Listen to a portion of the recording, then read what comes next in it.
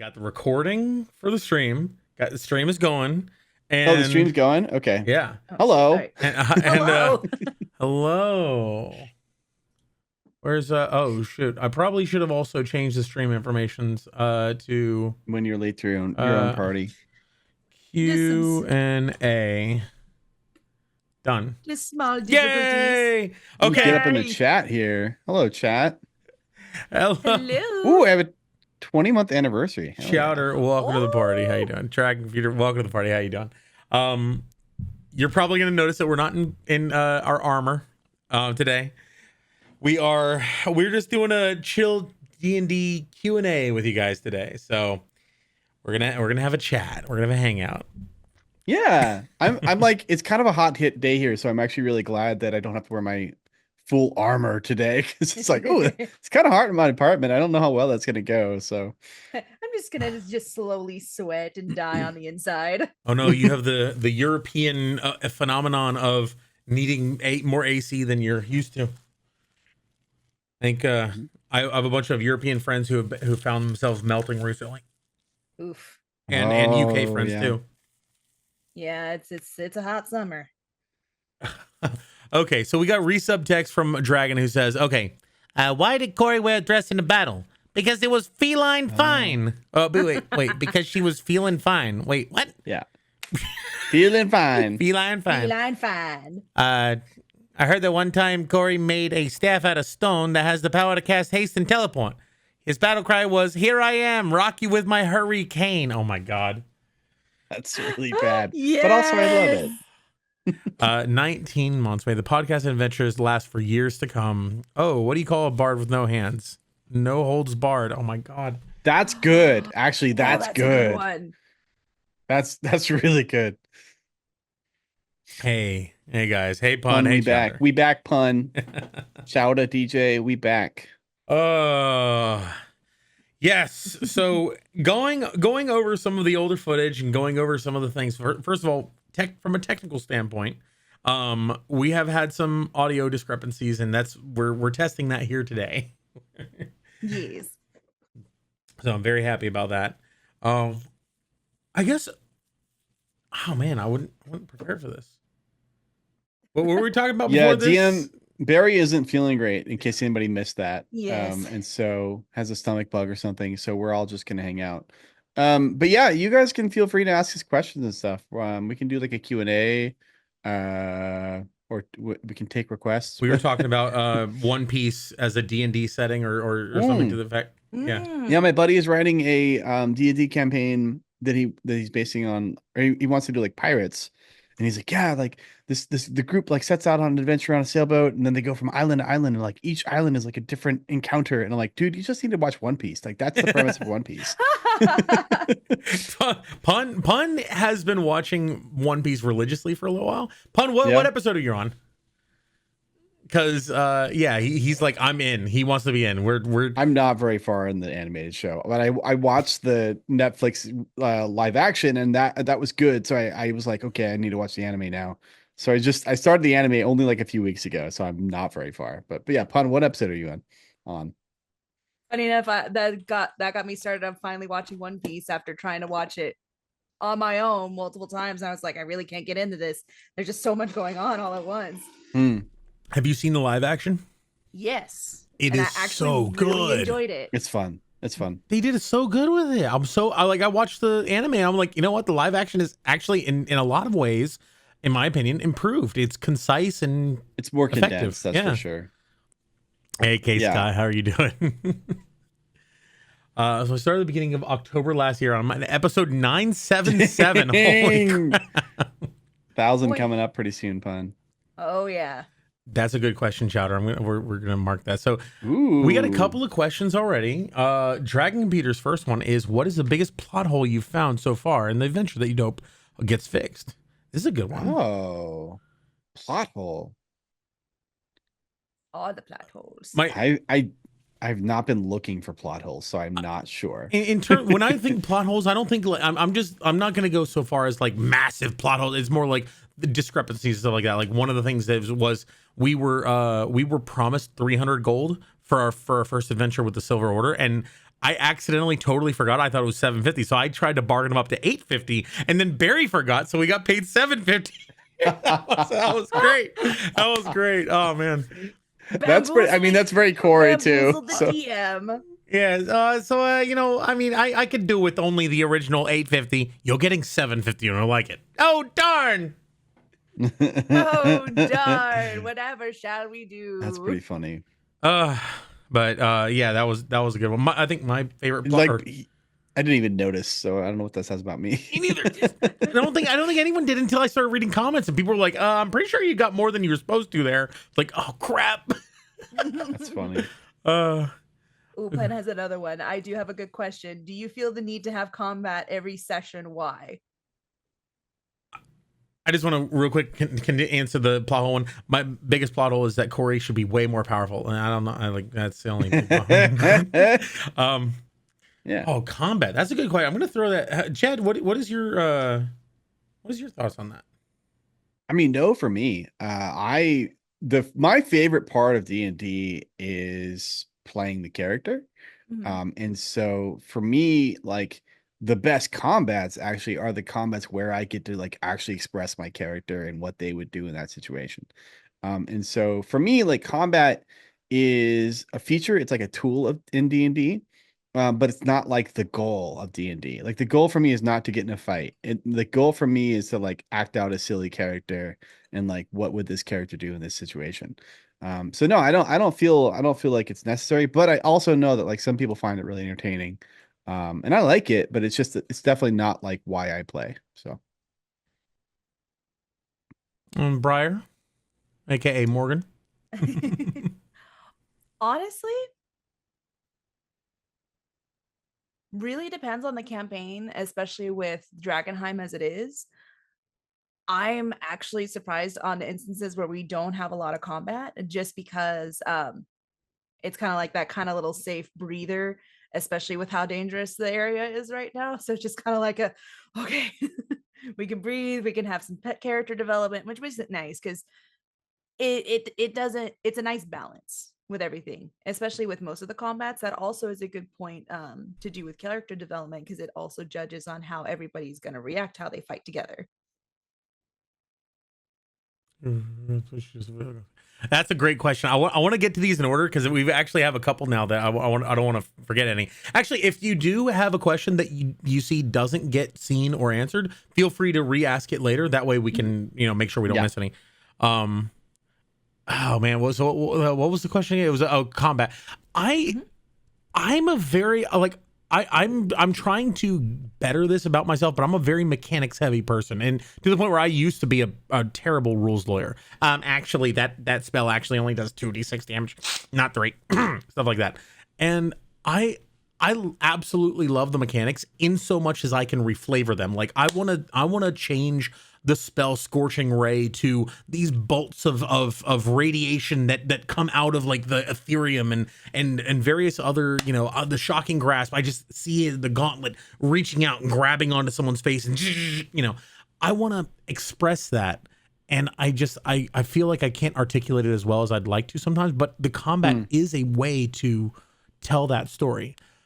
But it's also a very dense from a time perspective, in like game to real time. It takes a lot more real time to go through a lot shorter amount of story time in combat. And so you don't really get, from an RP standpoint, you can actually understand characters' motives. You can understand character drives. You can understand the flaws and the fears that characters can have. And you can't really get that as well from combat. So yeah, I'm with you guys in that I prefer RP, but I really itch to do the combat sometimes. And having a couple of sessions without combat, I think it was Pun was telling me Legends of Everentis, or another one of the like really big good the people to watch and really understand what things could be in a perfect world kind of deal. They've gone through like 11 sessions with no combat one time, and that to me blew my mind. I was like, oh my god, it can be done. That's so weird. Yeah. Yeah, I don't know. Turn-based is just one way to do things. So kind of piggybacking a bit on the RPing wall in battle, to kind of learn like a little bit of the character development. That's actually a really good point, because especially during the fight with the witch, that kind of showed a little bit that Briar has a little bit of fear of ghosts and spectral beings. Corey didn't notice he was too scared himself. Yes. So I had this idea that Corey would be like this snarky rocket style, like I'm just gonna jump around Petro's shoulders and shoot everything from the side. Every combat encounter we get, I end up running to the corner trying to get as far away from the things. Just a little scaredy cat. That's pretty funny. Oh man. Yeah, I'm with you there, K Scott. Huge fan of combat personally. Want to flex those muscles. I'm right there with you. What you said. I think it's just you get mechanics, but I feel like this is just imagine. Have you ever played on a little game called Skyrim? You have these skills and mechanics and stuff like that. Then you've got people who go and just create these elaborate traps of like falling debris that they can have go like things that were never meant to be played in that way. Nice background. Things that were never meant to be played in that way, but like they derive fun from the way that the game was not designed to be played. But that's where the beauty is in these kinds of things. I'm a very, very linear person. When I see a hammer, I only use it to hit nails. I don't think, oh, this could be used to tear down a blinds or to prop up a thing. I don't see the other uses to things as easily.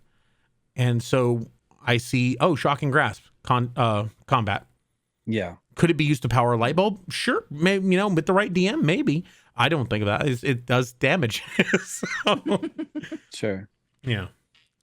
But I think, what was another good question you saw there? I do. And I sorry, I do ahead. want to throw this one in too, is that I did tell Barry that like that encounter with the troll on the road, but that was a combat encounter, and like that it was an Amazing initiative order. encounter.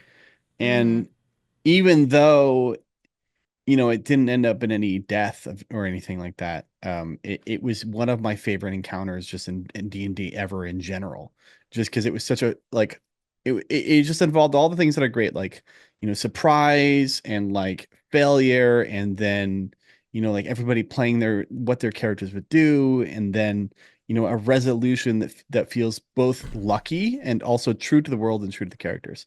And so in that context, like combat can be just incredibly exhilarating for me. But it also feels like the combat is like a tool to like structure that encounter, not so much like the end. I don't know, the end goal. I guess I already said that part though. I just wanted to add that. That is also one of my favorite encounters that we've had so far. The fact that it started with a roll of literal 0 was amazing. You rolled a 1 and had a -1, and it was the best way to start encounter. Yeah. Yes. Oh, you rolled a 0. Well, I guess I have to throw this one at you. Well, guess I'm going to space now. Bye, guys. Yeah, that was my planet needs me. Guys, I forgot how to breathe for a second. That was a good one. This one's a funny one. Why hasn't Corey repeatedly attempted to seduce the most intriguing NPC thus far encountered? The boatman Styx. I'll be completely honest. I mean, you got to keep things strictly business. For like, what if things go poorly, and then suddenly I lose my my only path across the water? Like, what am I gonna do about that? Come on. It's very wise of Corey. No inter-office romances. And no into Drakkenheim romances. What happens in Drakkenheim does not just stay in Drakkenheim. I'm gonna be completely honest with you. Like, things mutate. So we got one. Did Morgan know how long it was going to take to acquire guns when she chose to be a gunslinger? That's a good question. Ooh, that actually is a good one. I actually didn't know how long it would take to acquire my guns. Because we were Barry and I were talking about it for a while, and we were kind of just doing some building blocks of how she was going to acquire them, if it was going to be something she was going to find, or if it was going to tie in with the quest. We were workshopping it for a while, and how that was going to be integrated into Drakkenheim itself, and that came in the good question of bringing in the dwarves. And so we have that little quest line with them, and we have an IOU, and I have guns now finally. Took a couple sessions, but now I feel complete once more.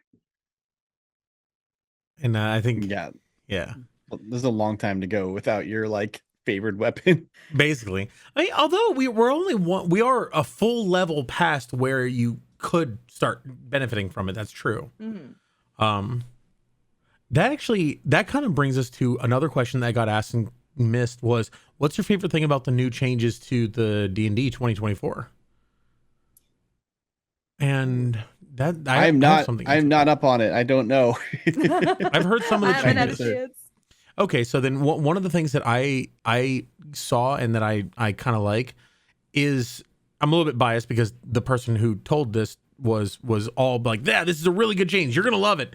So it's basically Battle Master maneuvers. Like a light version of that has been added to a lot of different things. I think it's like all weapons now have one perk associated to them. Like Oh, finesse weapons have Nick, which allows you to do like I think it's like either extra damage over time or something to that effect. Certain like swords and other combat weapons have, oh god, I forget what the term for it is, but you can essentially shove enemies if you hit them. And it's like yeah. certain classes now, like sorcerers and warlocks and other things, have new types of twists on what they can do that are like little battle master maneuvers that they can pick up. And That's cool. yeah, Because like battle master maneuvers are one of my favorite things to do in combat. So because I love anything that like interacts with the battlefield in an interesting way. So that's really great to hear. Yeah, the only thing that I'd really seen was like, oh, potions are a bonus action now. So I'd seen like cliff notes like that. But I hadn't really seen a lot of new stuff they've been announcing. I haven't been following it closely. So yeah, some of the things that people didn't really like was they kind of, in order to simplify things, they homogenized a lot of the classes, making it so that every class gets their class subclass at level 3. So like a cleric who is worshiping a specific god won't actually get the benefits of that, domain until level 3. Druids, same, which I don't know. I think druids were second level circle. Paladins, same. Like your oath, I guess your oath was at level 3. yeah, I believe it was level Mhm. 3. So there's a lot of Right? classes that were level 3, but Yeah. a lot that also weren't. And so it kind of, I feel like what I've heard from people, and I agree with this, is that it makes some of the classes that had certain flavors kind of, for the sake of simplicity, lose those flavors. Interesting. Yeah. Like a warlock Yeah. who is subservient to a specific patron doesn't actually put their life down for them until level 3. I mean, a solution to that, though, for a DM could be to just start the players at level 3. And maybe that'll True. start to just become the standard, Paladin Ranger now gets spellcasting from level 1 instead of level 3. Level 3. That's a good point. A lot of He's smart. half-casters now have level 1 spellcasting. So that's a good point. If you did pre-order them same day, I don't know if you got them. I think he has it, but yeah, and I think I don't know how it's going to interact with D&D Beyond, if it's just going to immediately subvert, because they said it was going to be backwards compatible. So like you could pick and choose what you wanted from the new stuff. Yeah. I think now also every class, your background gives you your ability score increases, and correct me if I'm wrong, but I think everybody gets a feat now, and humans get 2 feet. But feats have also been broken into later feats and Yeah. beginner feats. So like, I mean, that makes alert sense and because stuff like I'm a that. human and I have 2 feet. So Petrol, come on. It's us alone. We're just sitting here talking to our patrons, and you don't have to pretend. Steve ain't here. well, for books Everyone have gets 4 1 of feet. 12 feet. Yeah. Wait, what? What? I thought he had 10 feet. Get it? Because he's like, eh. Oh, that's good too. All right. This was a good one. Who's your favorite NPC so far, and which faction is your favorite? So this is from a player standpoint, not from a character standpoint. Whoa, from a that's player a- standpoint. Ooh. That's a good one. Dragon said, why not turn on ask the cast a question to keep track of questions? Oh, yeah. Is that a thing? Oh my God, I forgot my tools. The artificer forgot Imagine. his tools. Oh, listen, Imagine. yeah, I don't know what you're talking about. I'm a rogue with artificer skin.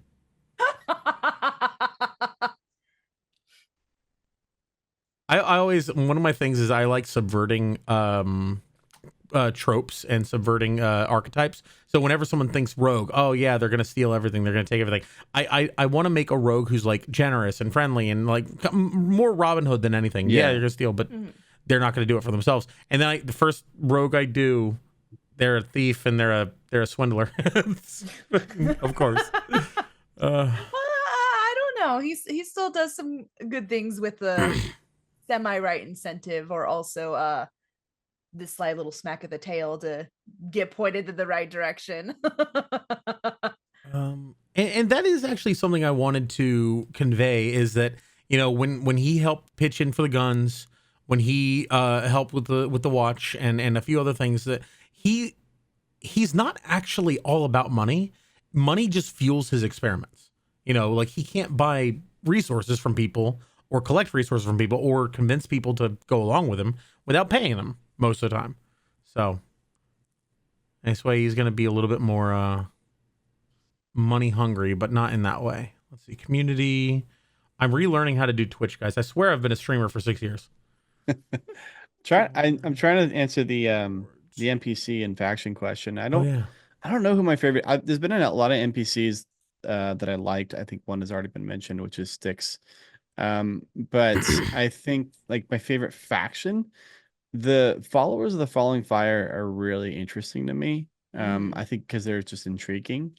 And you know, and there's like all these prophecies and stuff, and I'm like, I as a player am like, oh, like how's that gonna play out? And like, are they full of Crap. pardon my French, or are they you know, is there something to it? And like which has and like how is that going to play out in the context of all the other factions? And so I do find all that really intriguing.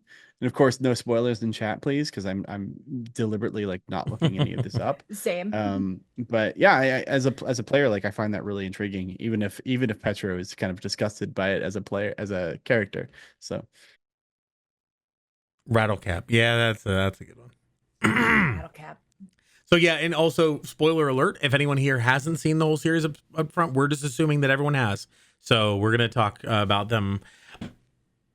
I think from my perspective as an NPC, I think I like River a lot more in this session, in this series, than in the iterations that I've known her in other ones. She's a lot more petulant and like frustrated and almost like I feel like on our level, whereas in other iterations I've seen her in other ways. But this one's been pretty cool. I mean, I don't have anything to compare to. So I also deliberately have not watched any Drakkenheim content. I think that's I want this to be our own, you know. Yeah. The question is it possible for Corey to tap into the Speed Force? I think anything's possible with delirium. You know, I mean, I haven't tested the full effects yet, so I mean, I can't say no. Yeah. There is a spell called haste, so I have a feeling he's going to be learning that pretty soon. Oh, and he ain't gonna be the target for it. Oh no. I never said you wouldn't be guinea pigs, okay? Remember that thing you didn't sign? Well, I signed it for you, but don't worry about it. How did you get my signature so well? You spelled my name correctly. Agreed, Merrick. Yeah, the OG campaign is amazing. Dragon has a question for Briar. How does Briar shave down her horns? Is there a special tool or is it just sandpaper? She kind of has like a little makeshift file that she uses to kind of like, if they get long enough, she kind of uses that to kind of cut down the horn just enough. And then she doesn't really do anything to like smooth that out or anything. So they're at the point where they're just really flat nubs right now. As a gunslinger, I believe you get the Tinkerer's tools proficiency, right? Mm-hmm. So yeah, so she's like has the everything she would need to maintain her guns and like polish her swords and sharpen everything, which means she probably has enough to reshape her horns. Assuming she lets them grow out, which we'll see if she decides that. Like, and also how fast do they grow out? So I mean, by the end of the campaign, who knows? Maybe they don't even really show, but that's something to consider. Well, she did mention during one of the campaigns that they're starting to grow in a bit more. So that kind of indicates a little bit of a timestamp of how quick they grow. Because essentially, Okay. I'm going based more for horns as they work like nails. So they grow like Not toenails, because toenail like take forever to come back. And my nails grow like, I don't know, an inch every day, something like that. Close. More so like fingernails. Okay. Fun has one question for the cast. So what is the breaking point to Petro when he just goes full rampage? Because I'm waiting for that destruction. I partially am too. Like, I kind of want to see like what's gonna happen when Petro hits that I'm done with this shit kind of instance, but I'm also kind of scared too. One of the beauties of paladins is the Nova capability. Like just on one turn, just dumping everything. Like if you have multiple attacks and multiple spites, unfortunately, new 2024 5e rules, they made it so that you can only smite once per turn, and it requires a bonus action. I don't know if we're gonna like that's something to talk to Papa about, but I don't know if that's something we're gonna implement. Yeah. Wait, does it not currently require a bonus action? You right? just declare No? when you make a hit. Oh. If you hit with your attack, you can declare I'm also gonna dump a smite. Like, well, I get a second attack. I think next level. True, Merrick. Yeah. So it also counts as a spell, so someone can Right. counterspell it. That's also true. In the new one, not in the old one. In the original one, that's one of the benefits of smite. It's basically an automatic spell hit. There's no save. There's no attack roll. You only have to do it when you've hit. Kind of like sneak attack. So in terms of or magic missile, which also doesn't have. So in terms of when is Petro gonna snap? I think probably the closest you guys saw was when he was in the time loop, because he believed that there were no consequences to his actions. And so that was a kind of a fun moment for me, because I was like, oh, what if Petro like believed that like is morality like tossed out the window if his actions have no consequences, and like what does that look like for him? And I think he started to just have like all this inner turmoil of like, I don't know what to do. So that's why which was really fun to play. That's why you blew up the piano. Yeah. Yeah, That's why I did all that stuff, because he's just like, well, none of this is gonna matter, so let's try stuff. Let's just blow it up, right? Let's blow up the entire building. I usually play like pretty chaotic. I usually play like pretty impulsive and chaotic characters.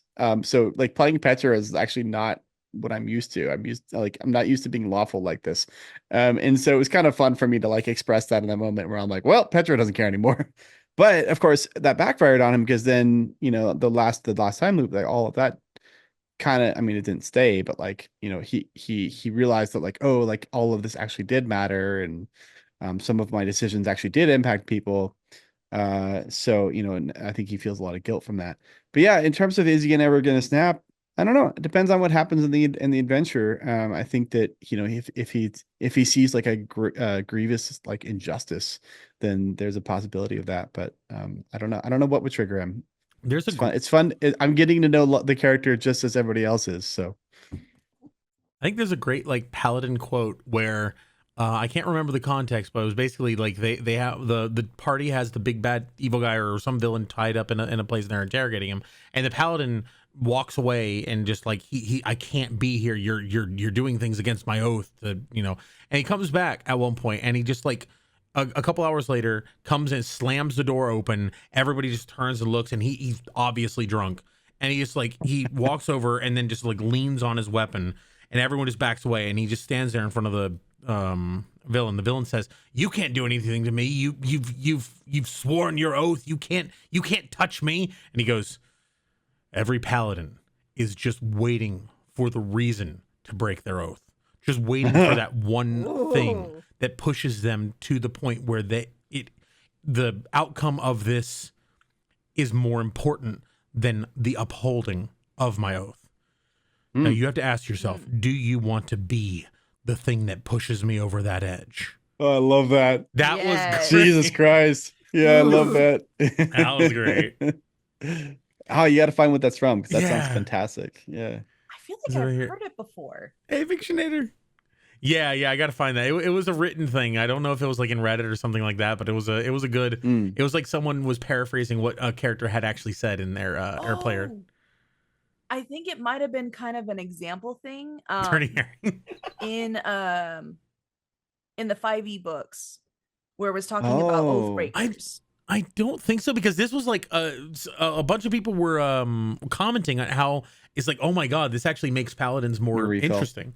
It says I've reached the maximum number of times for question. Well, man, Oh no, that's dumb. Let me fix that.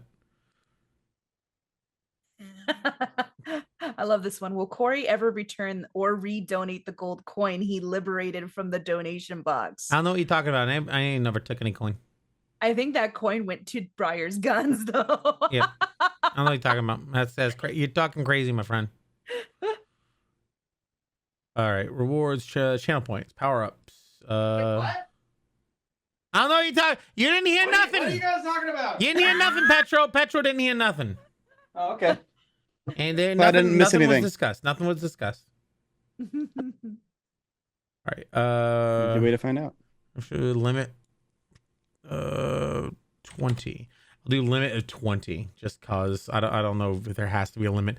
So try to ask another question there, Dragon. See if it works. I bet Petro snaps when someone informs him that the party has run out of paper towels. No, when the party runs out of taters. Oh no, Oh. the taters. I was like, paper towels? Antique What? lady. Oh man, yeah. I think we've had another couple that was like, how many castings of haste can affect one person? Unfortunately, it's just one. But if you're a sorcerer, you can actually cast twin haste and haste 2 separate people, which is really cool and powerful. Oh, is Oathbreaker not in the player's handbook? I don't think so. It's a DMG thing. Oh. Yep. Oathbreaker was originally conceived as an NPC only subclass, but Get all my books out here. when the party runs out of potatoes. I mean, so Jerry's been letting me he's been very gracious in terms of me tracking my inventory. Because it does seem at this point like he has potentially like an endless supply of potatoes. So I should probably have a discussion with the DM about that at some point in the near future. Because I think when it comes to rations, we can just like retcon it so that every time we buy rations, you're buying potatoes. Right. I mean, that's kind of the in-universe explanation for it. But I mean, if you ever get plant growth, you can just grow your own potatoes. Yeah, that's definitely going to happen. Like the potato farm we came across. I was cooking dinner with my girlfriend last night, and we were having potatoes, and I'm like, oh, that's something that Petro and I have in common. We both really like potatoes. If you cast haste on a bullet, unfortunately, you can't cast haste on a bullet, but that would be amazing. If you basically Interesting. turning a gun into a laser gun is not necessarily like, I mean, magic is crazy. Magic does weird things. So it actually is an inventory item. Yep. Laser guns. I think it's called something specific though. Yeah, I think it is just a laser rifle or something like that. There's also the anti-material rifle, which is a whole different thing. Laser rifle, laser pistol. Mm-hmm. Yeah, those exist. Yeah, they're pretty badass. I definitely think that's something that Corey and Briar could put their heads together and try to do later on. Maybe that depends on if laser rifles exist in Drakkenheim, because I know so far just regular guns do. Well, I'm just talking about like if we were to insert this wand of fireballs into the end of your rifle, and I connect to the trigger mechanism over to your trigger. Why not? What are we talking about? I become Zarya. Yeah, I mean. I was thinking it could be more like a kit launcher, but it's not really refined, so it's gonna be like a raw kit launcher, So I feel like that's where we're going. I mean, what is magic except for science that we haven't discovered yet? That's what I'm talking about. Yeah, all these fancy people up in their academy, all these things, they like wiggle the fingers. Come on, they can do it because of some like genetic fluke, but I actually make it for realsies. Come on. Make it for real. You hand roll all of it. Has anything in game frustrated you as a player? In my last really? game, yes. Go ahead. No. I go ahead. I'm thinking about it. I was literally saying like I got nothing. Nothing comes to mind. But you go. Rocket launcher. Yeah, I got it. So in the last session or the last season that we did was Strahd, Curse of Strahd. My character was a paladin warlock actually. So he was a little complicated, but he was a very lawful, very neutral. He's a lawful neutral paladin, which was an interesting combination. We got into a situation where I could not think of a way out. I felt like we were railroaded into this path, but this is actually pretty much how the book has it. I feel like we were railroaded into a situation where we were stuck and we had only one path ahead of us, and I couldn't justify why my paladin would make the move that he had to make in order to go forward. And that was the end of the session. We didn't continue. We didn't see what happened. They were just trapped, and they had to make a decision to go forward. And I got kind of a little pissed off. I was like, I had to talk with Barry afterwards. I was like, man, you've just killed my character. And this was before this was like halfway into my first, a couple sessions into my first season ever of playing, my first session game ever. So I didn't really understand the whole pivoting and learning how to do things.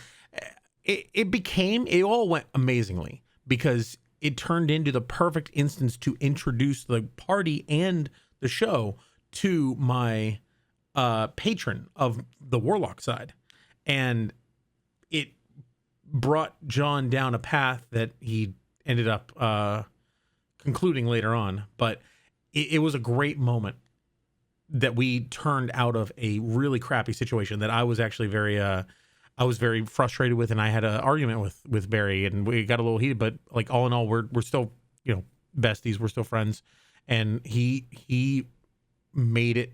He worked with me to make it work, and it came out to be such a great moment. So I was really frustrated after that. That's like that in game wise. Yeah, that makes a lot of sense. I think it's really hard to communicate to new players, especially that like your consequences. Well, your actions have consequences, but also just like I don't know. There's a fine line to walk, especially with like player death, because I think with player death, it should be the player's fault in a lot of ways if their player dies. Like it's never fun when it's unexpected. And so you kind of have to balance, like there are consequences to your actions, but also like nobody likes to lose a character, and nobody likes to have that happen unexpectedly. So I'm glad that it was spun into something that was positive.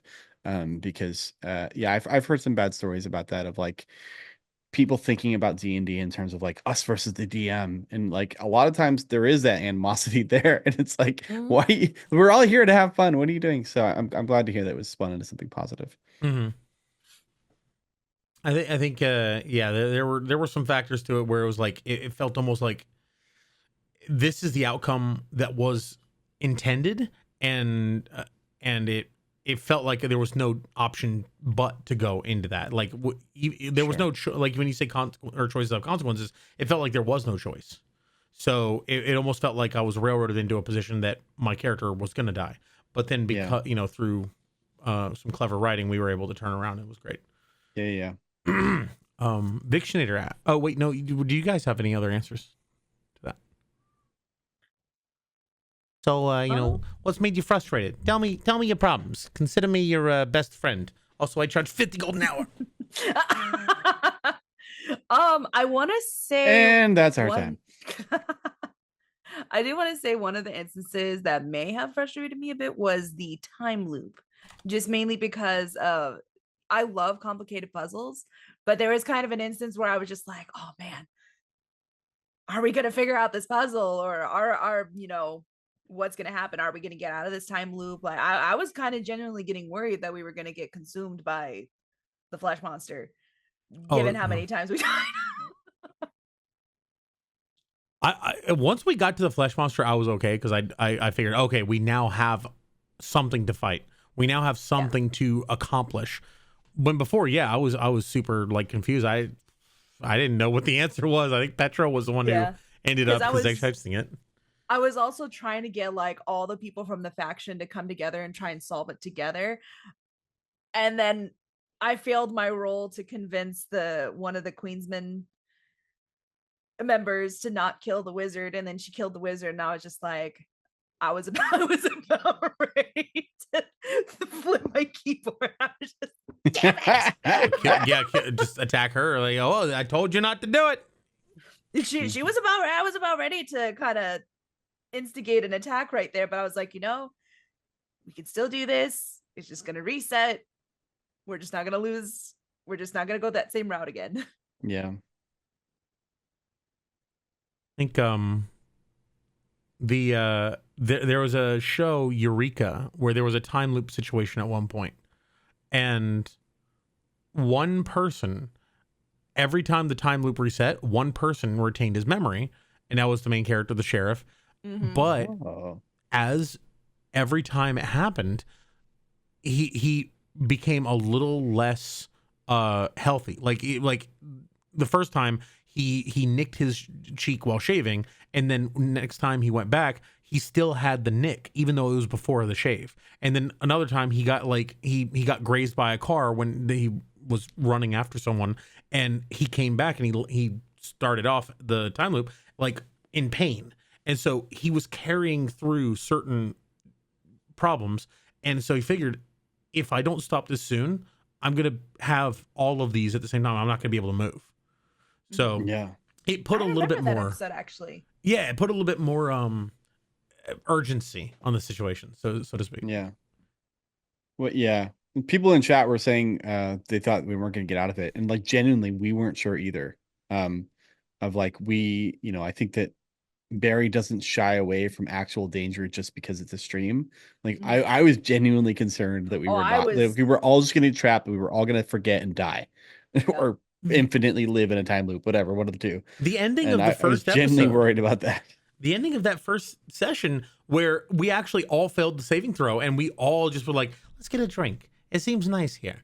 I was like, oh my God, this is the end of the campaign. I was like, oh no. That was great. It was close. It was really close. Yeah. That was great. Because it was also a great cliffhanger from a show standpoint. Like, that was not planned, just for anyone to, like, that happened legitimately. And it was a perfect cliffhanger. But it wasn't planned. I think mine was the instance where the meteor came and crashed, and then he was like, well, who feels like re-rolling their characters? I was like, damn it, no! Oh man. What about you, Jed? What, something frustrating? I like, in this campaign, nothing really stands out like that. I've been frustrated in D&D before, but maybe my most frustrating times are still ahead of me.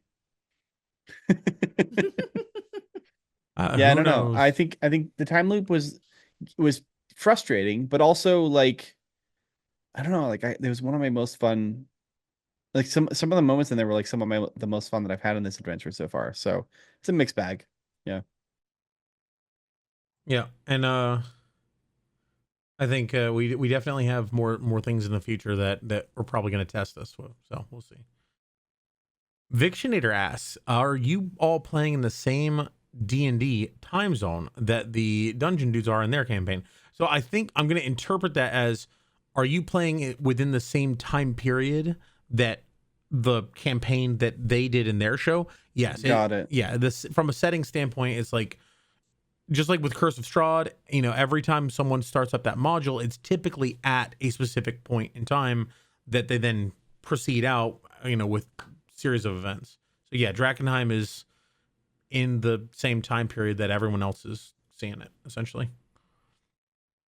Mostly because if someone were to try to change that and like either go earlier in the story or later in the story, the DM is going to have to make some significant changes from the module that they have to homebrew everything.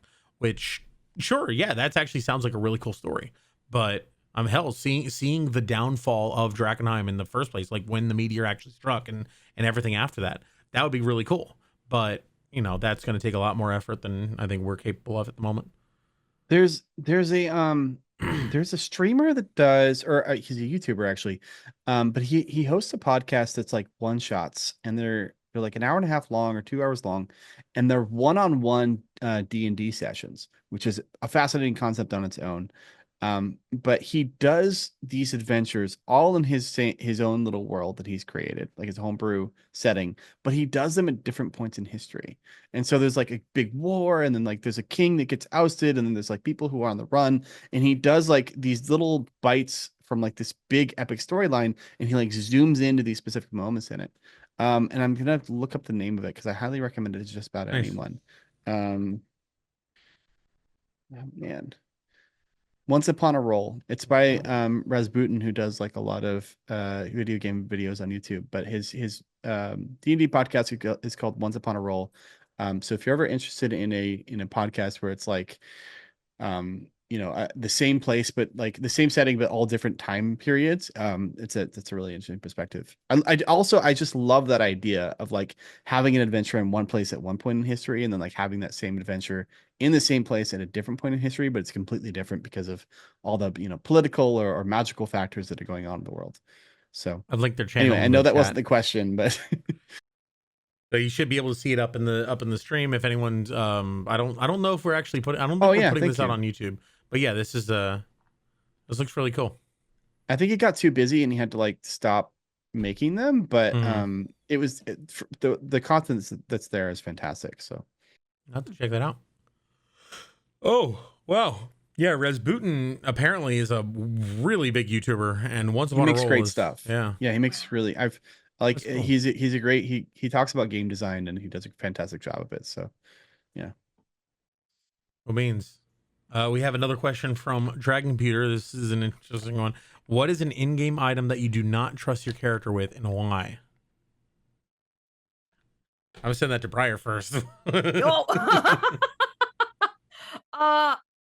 Honestly,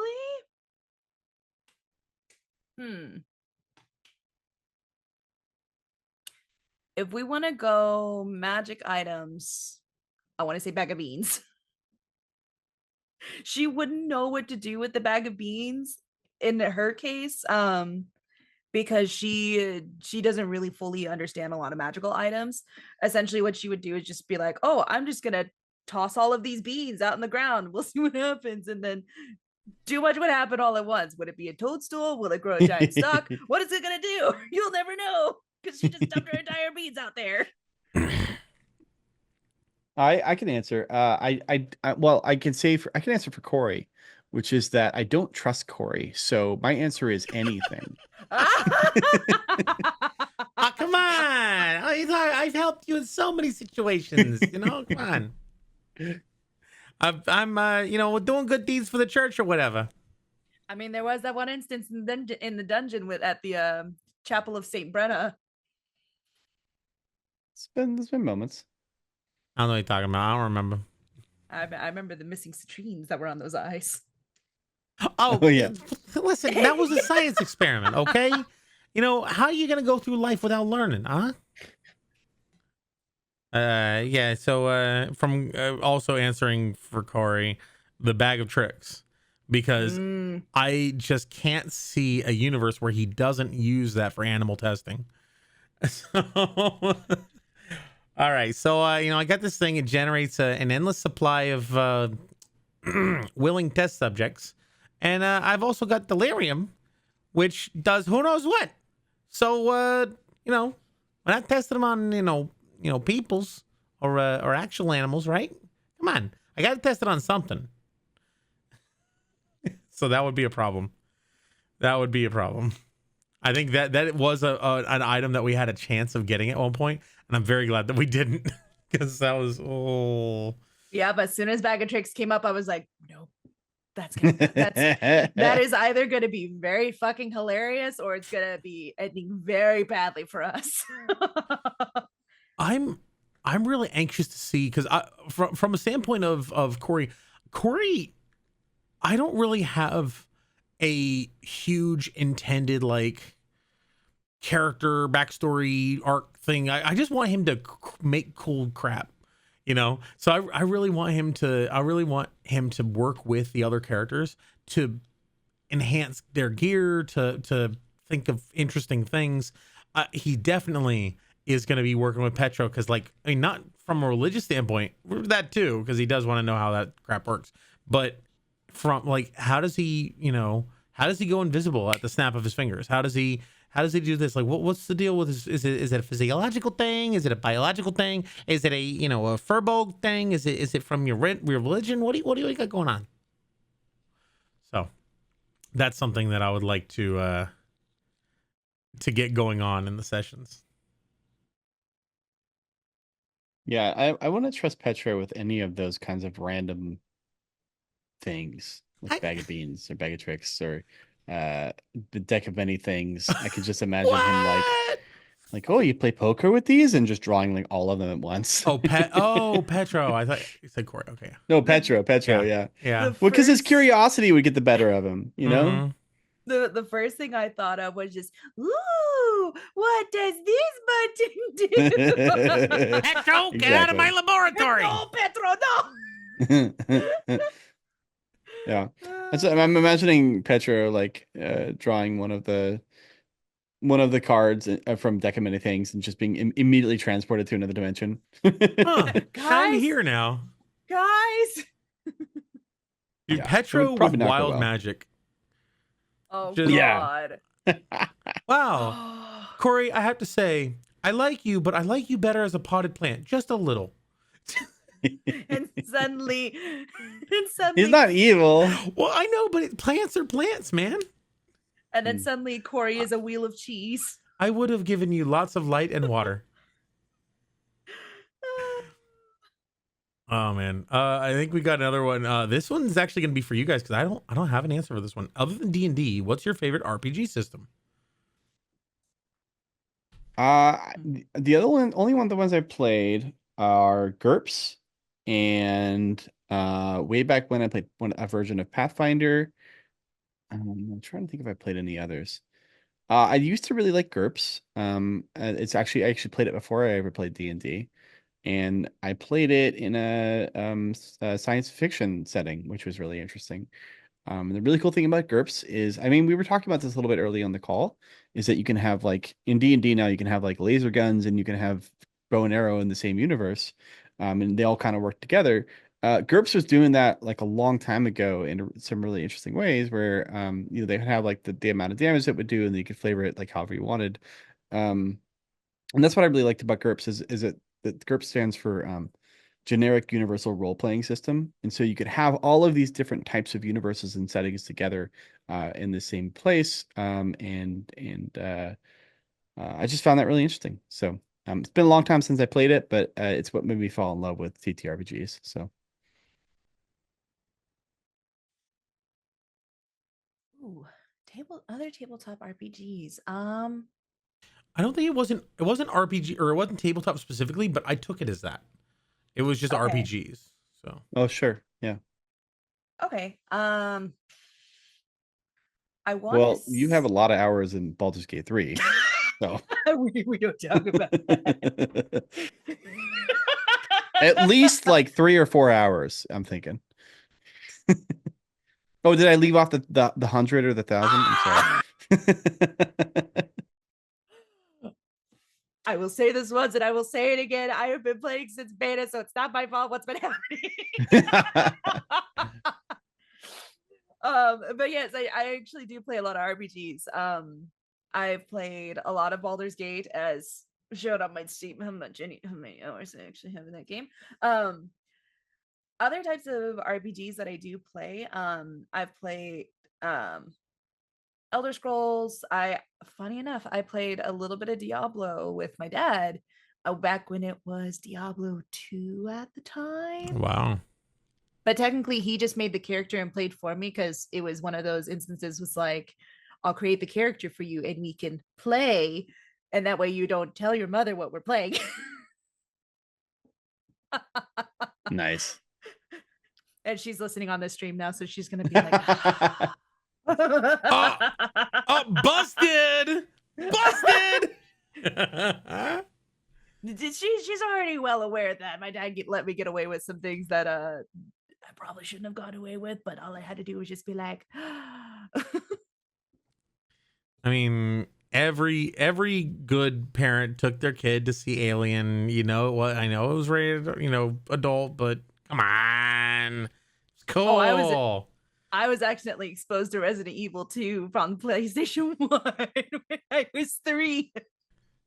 Man, what was it? I think anime was my first like, oh, I shouldn't be watching this kind of thing. It was Yu Yu Hakusho, the fighting like anime. That was a good anime, but it was definitely, I was like probably 10-ish, and it was I mean, the characters are 10, but they're in like these death fighting championships. Like, what the that's Oh my anime. God. Yeah. Do the other cast members like Petra or Briar do games besides D&D, of course, and which ones do you play? So I also linked in there both the Briar and the Petro command, which give you both the character sheet and the Twitch channel of the respective player. You should check them out. Oh yeah, I play Overwatch. And I stream infrequently, but I do stream occasionally. I'm trying to be frequent again, but I do a lot of variety games. Recently, I just played This Bed We Made, which is a kind of an indie mystery puzzle game with a teensy bit of horror in it, because it's kind of got that vibe of somebody's watching you, but you don't know when they're going to come get you. And it's actually a really interesting story. I really enjoyed Ooh. it. They did a lot of work into it. There's a couple of things I would kind of be like, oh, this could probably be tweaked here and there, but overall, they did a really good job with this game. What's it called? It's called This Bed We Made. We built this city. We made this bed with silken sheets. What?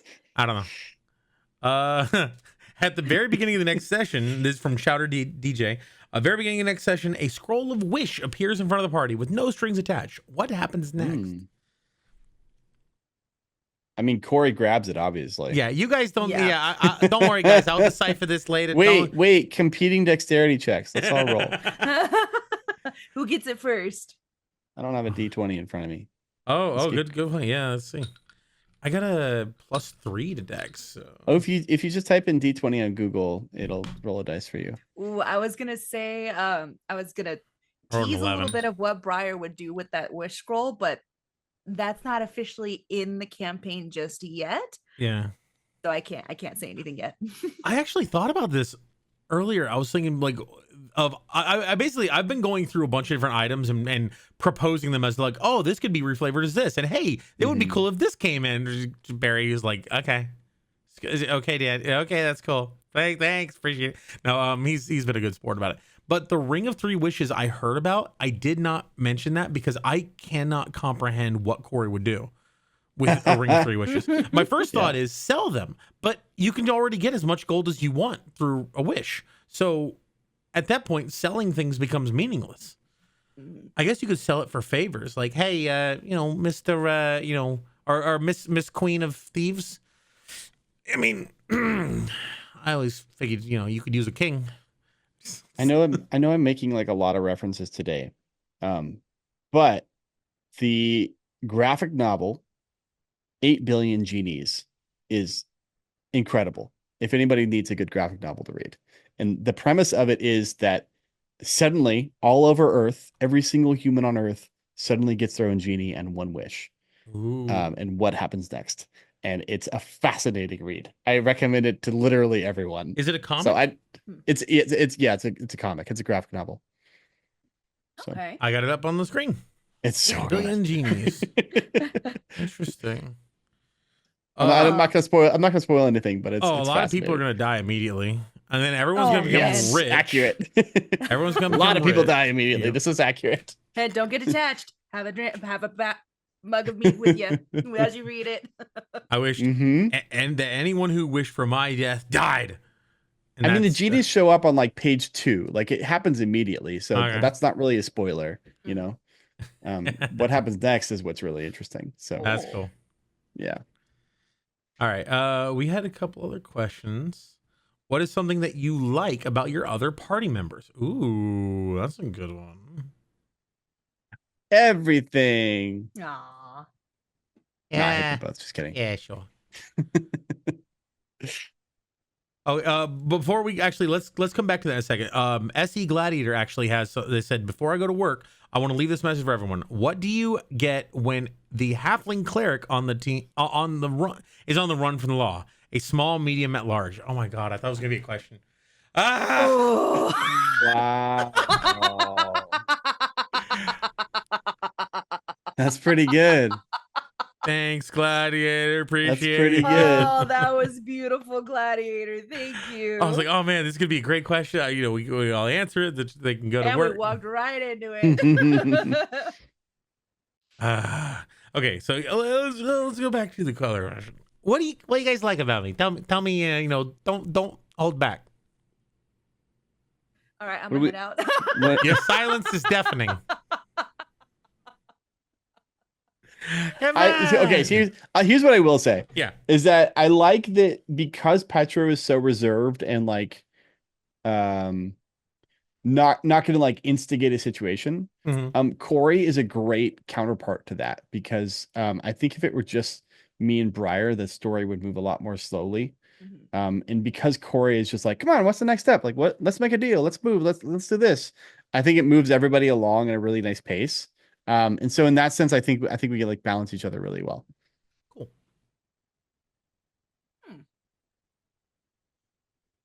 Yeah, that's actually definitely pretty good, 'cause especially since Briar herself in the very beginning doesn't talk a whole lot because she's still kind of wary of everybody at first.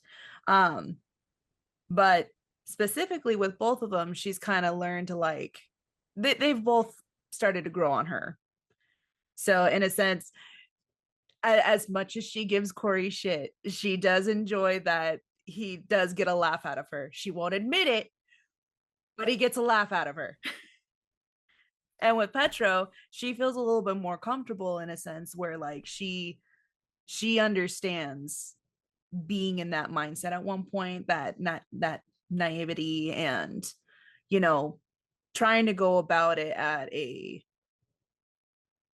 more hopeful perspective, because she was like that once before, you know, as she grew up, where she came from, she just kind of she lost a lot of that hope. And so being around both of them, she's kind of got a little bit of that hope reignited again. Yeah. I think the fear that I had with Corey was that his curiosity and inquisitive nature of he's essentially he is a scientist without regulation. He's a scientist without rules. He's a you know, he wants to know about things, and I haven't really explored that aspect of him all that much, but he wants to know about things as much as, if not more, than the Academy does. But the Academy, as far as we've seen, has some like they do things more business like. They do things more okay, this is the negotiation, these are the terms, this is how you do it. Corey is a lot more chaotic, which I've never played a chaotic character, so this is new for me. Oh, I have, it's fun. I was worried that I was going to have to be really reserved with how I approach situations because I didn't want him dying in the first encounter. Like, what does this weird goo taste like? You know, Briar gives a lot of that structure of common sense. Let's go with that. I think she has tempered his hasty nature with that. And hey, Barry. And I think I just want to answer this, finish this, and then we'll Hi, buddy. yeah, actually, yeah. Barry! No worries, buddy. We're getting some good questions. These are thought provoking. Mm-hmm. But Petro, oddly enough, I don't think any of our party is human, but Petro brings out the humanity of the group. Oh wait, no, he is Steve. That's true. Steve, average human, normal beer drinker. Normal. In every way. I drink beer. I set an alarm to wake up in the morning. I gotta be on time for work. Oh darn that traffic. But yeah, Petro brings a lot of that like humanity. I do things for the good of it, not because I'm expecting a compensation. And so Corey, at least while Petro's around, for the most part, it's not that he's afraid of Petro, it's that he genuinely doesn't want to he doesn't want to make Petro lose that optimism. So in a way, he doesn't want to disappoint him. So as much as he's going to try to learn as much as he can and cut as many quarters as he can on the way, if Petro's there, he's also going to make sure, like he genuinely, he wouldn't go out of his way to hurt somebody, but he probably wouldn't go out of his way to spare somebody either.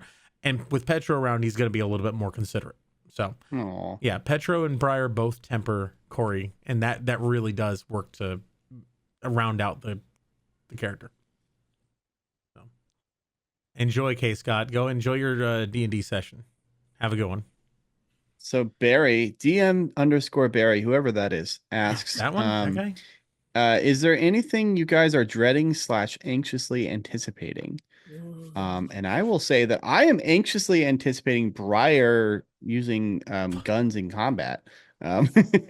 Very, very anxious. I'm like, that's been building up for so long. So I'm very excited about that. I don't know anxiously anticipating, but I am excited about it. I want to see her come into her own with that.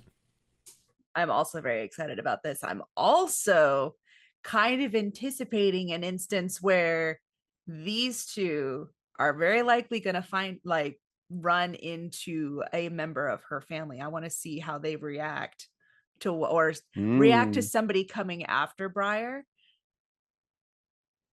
in that instance, because I'm really curious to see what would happen, because I want to explain more, but I can't. It's not there yet.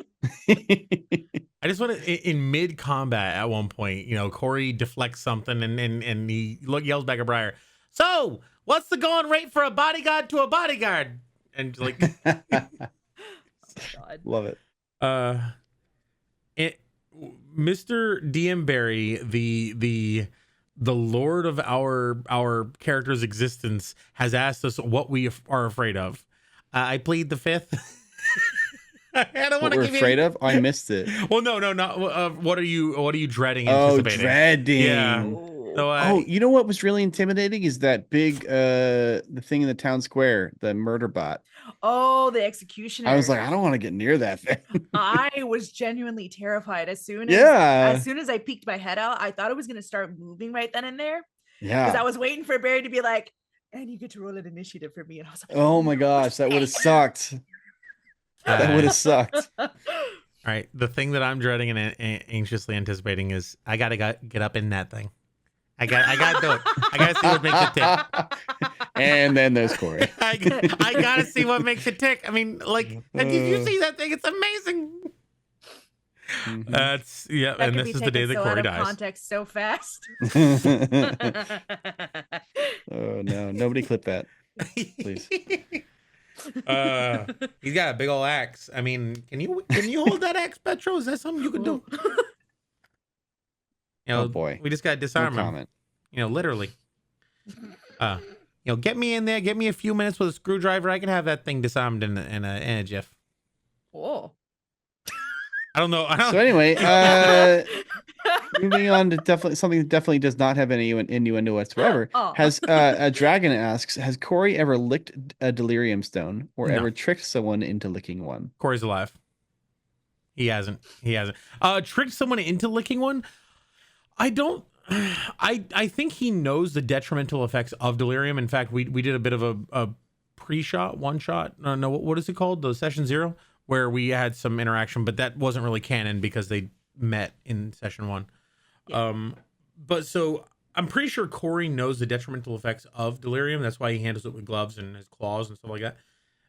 He's, as much as he's willing to cut corners, he's not going to actively harm someone unless there's a really good reason or that person is, for all intents and purposes, trying to harm him. Yeah. Like, you're self-interested. You're not like violent. Exactly. He's not. Yeah. He's not an evil character. Let's just go with that. From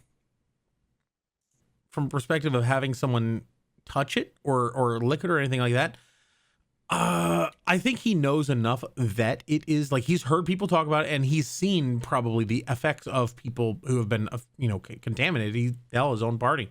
But I don't think he needs that information, and he's not going to subject something to pain for something that doesn't get him a serious amount of information. Yeah. So get some sleep. See you Makes later, sense. Barry. Have a good night, man. Drakkenheim is safe. Nothing to see here. Oh, right. Right. That's good. There are 2 questions we missed. Oh, okay. Earlier. It was after dragons. What is something you like about your other party members? One of them, when will Briar play Into the Pit on stream? Soon. I don't know when, but when will soon. Briar play I have Into the the what? game. Into the Pit. It's the new Five Nights at Freddy's game that came out. Oh. Okay, there was that one. And then, what are your characters' favorite pie flavors? Shaving Think cream. about that.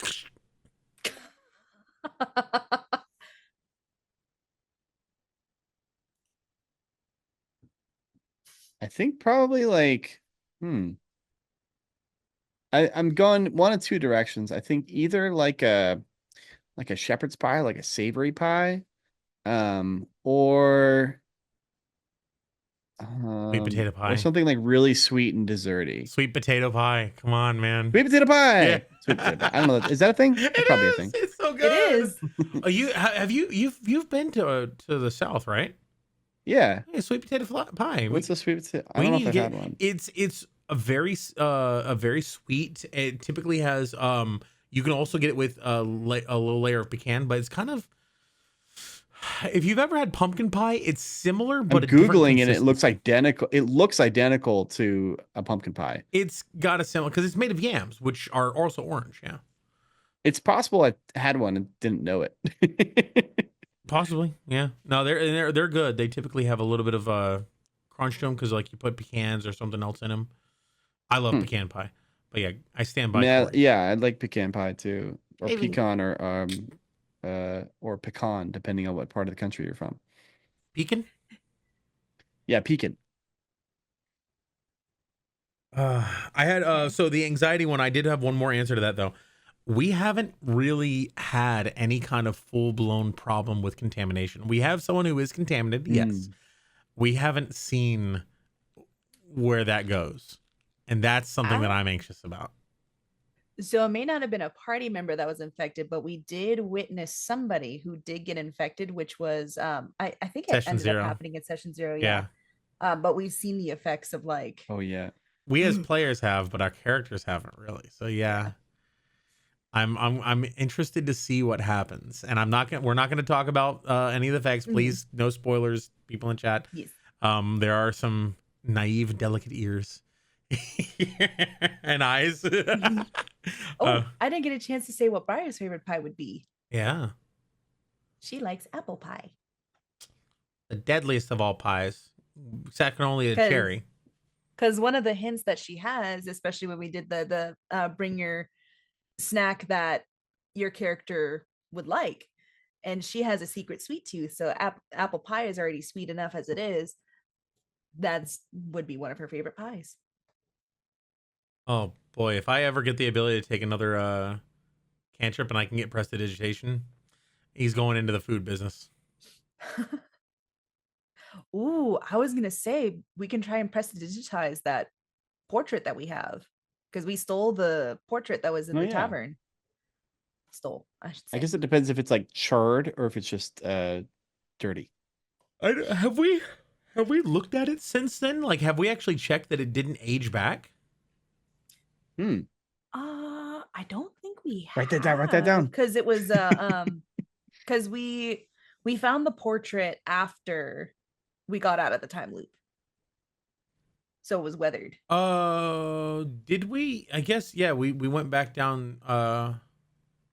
Because we came back through the tunnel. We went in there, saw the executioner, saw the corpse collector thing, saw the fish people, came back through the tunnel, came back through the bar, the tavern, a Black Ivory Inn. Yeah, I guess we did get it there. Okay, cool. I'm really curious to meet the fish people. I want to go check out what's up with them. Same. I mean, a fish, really, people? Like, what do they taste like? No. It's a cat. no. Don't kill Fluffy. Oh, that's the first thing to go. I mean, it's, you know, or what? Blip bloop.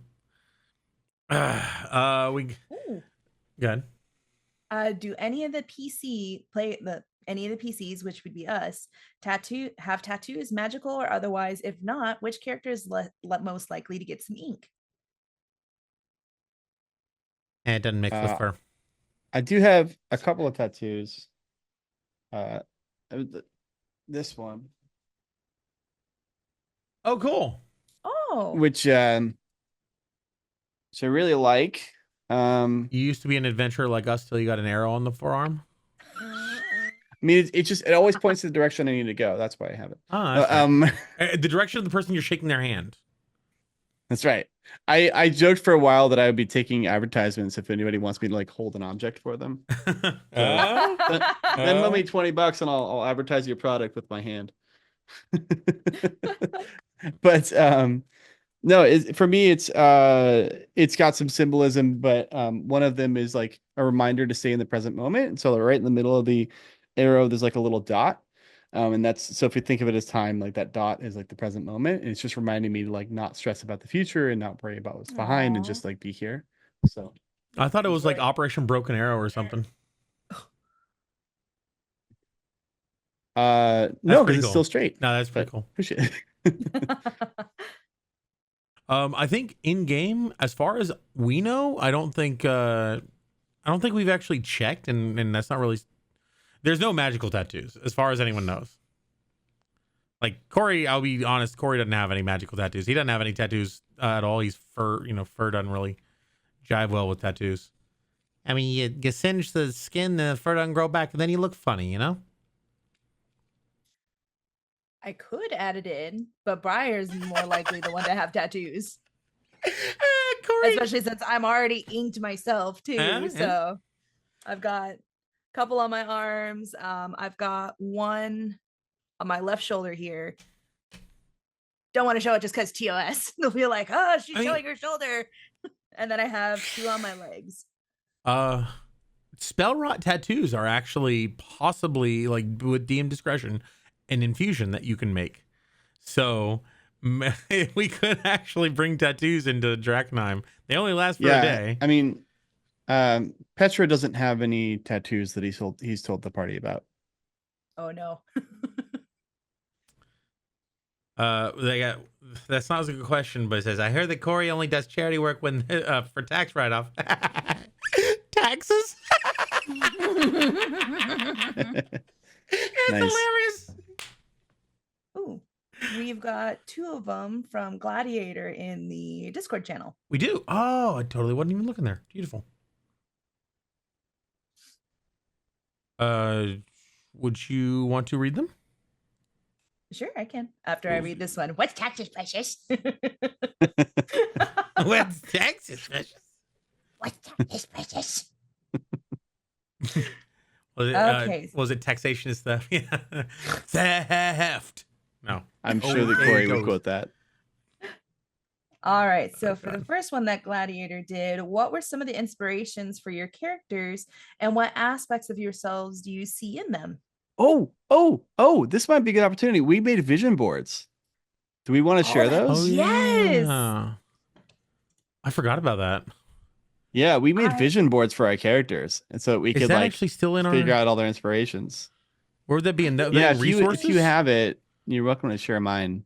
Would that be in resources? I should be able to share it through. I don't know where it is.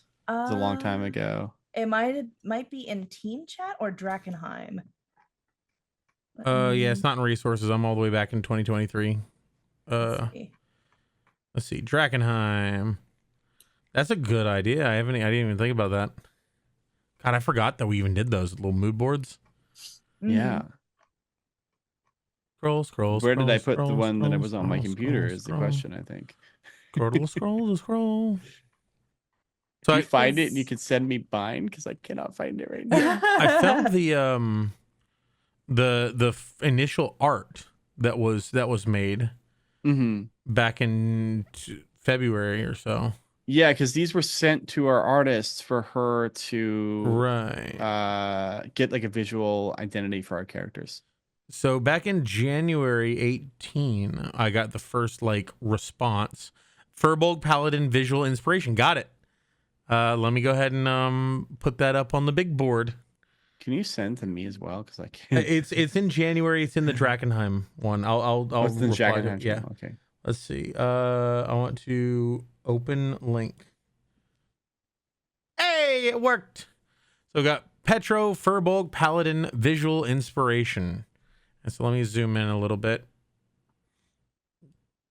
I think I still have mine because I just noticed mine's not on there. So let me Doing so much scrolling. There it is. Okay, cool. Yep, I'm Yeah. currently showing that on screen. So so I went through some. I did a Google image search and just found some Furbolgs that I thought were cool looking. That's kind of the top row, and then that crazy tree fortress thing was like where it could have been from. Bottom right, we have all the Sacred Flame stuff. So the Knights of the Silver Order and kind of like their motifs of like the purple and the golden stripes, and I think the one of those is actually one of the ones from the Dungeon Dudes campaign. And then just kind of like Naive thematic optimism. inspiration. You've got like the Crusades, which I don't think he super identifies with, but it's like it's the reason that he's in Drakkenheim is like to be a missionary. And then I think the real reason that he feels personally is like to help people. And so I like looked up like Red Cross and Doctors Without Borders. And then I think at the very bottom there, you'll see Monkey D. Luffy from One Piece, which is just, I love his just like naive positivity.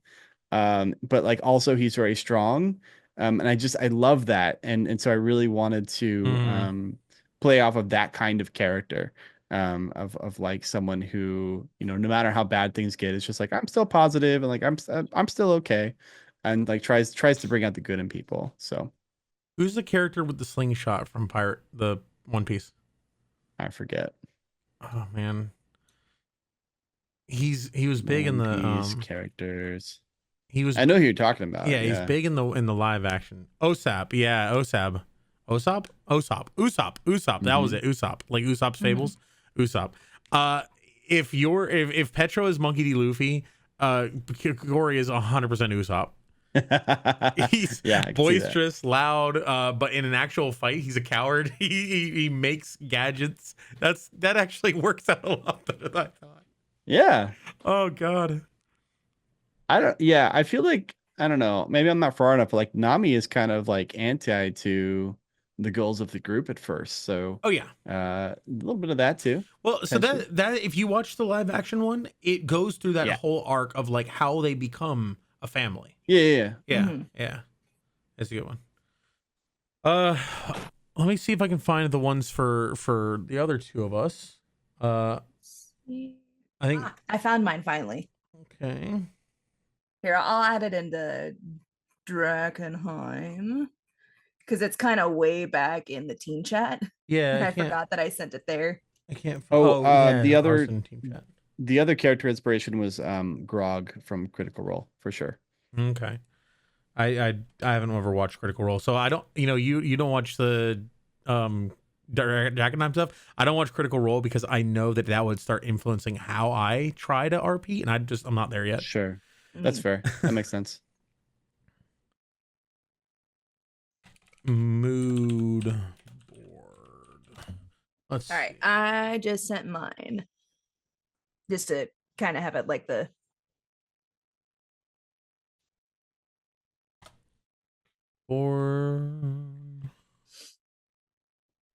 Just back then.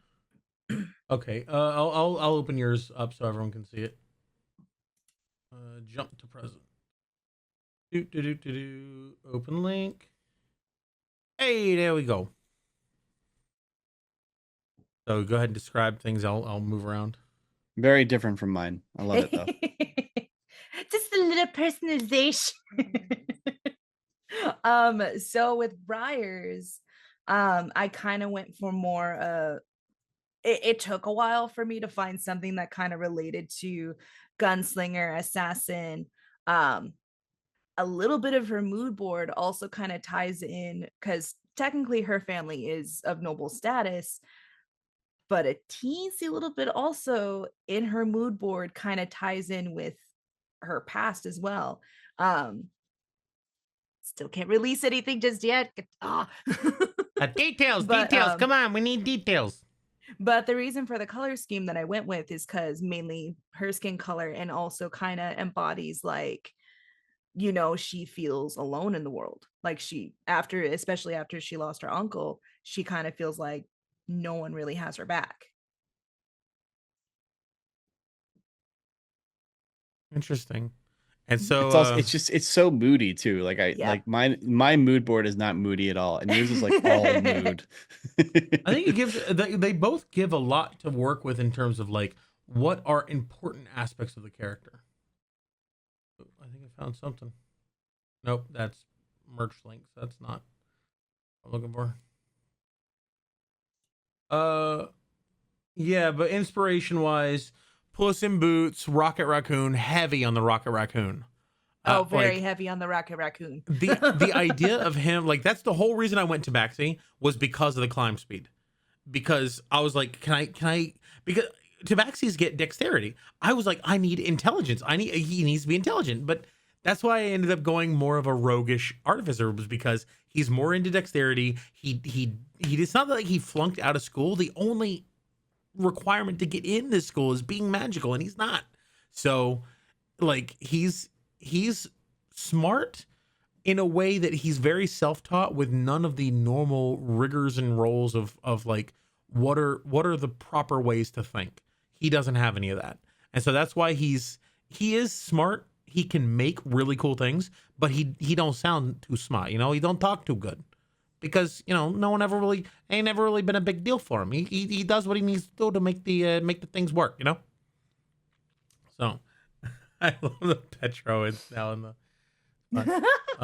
so I'm back at January now. So all the memes our team chat is like 90% memes and 10% relevant to the conversation. You're welcome. It's great. Lots of Kermit the Frog. Lots of Kermit the Frog here. I'm really excited to see more of Roger in the future. I think he'll be an excellent character with a very well-rounded backstory. Oh, I'm also very much looking forward to using this a little bit more often. I think we're gonna have a lot of uses for this kind of technology,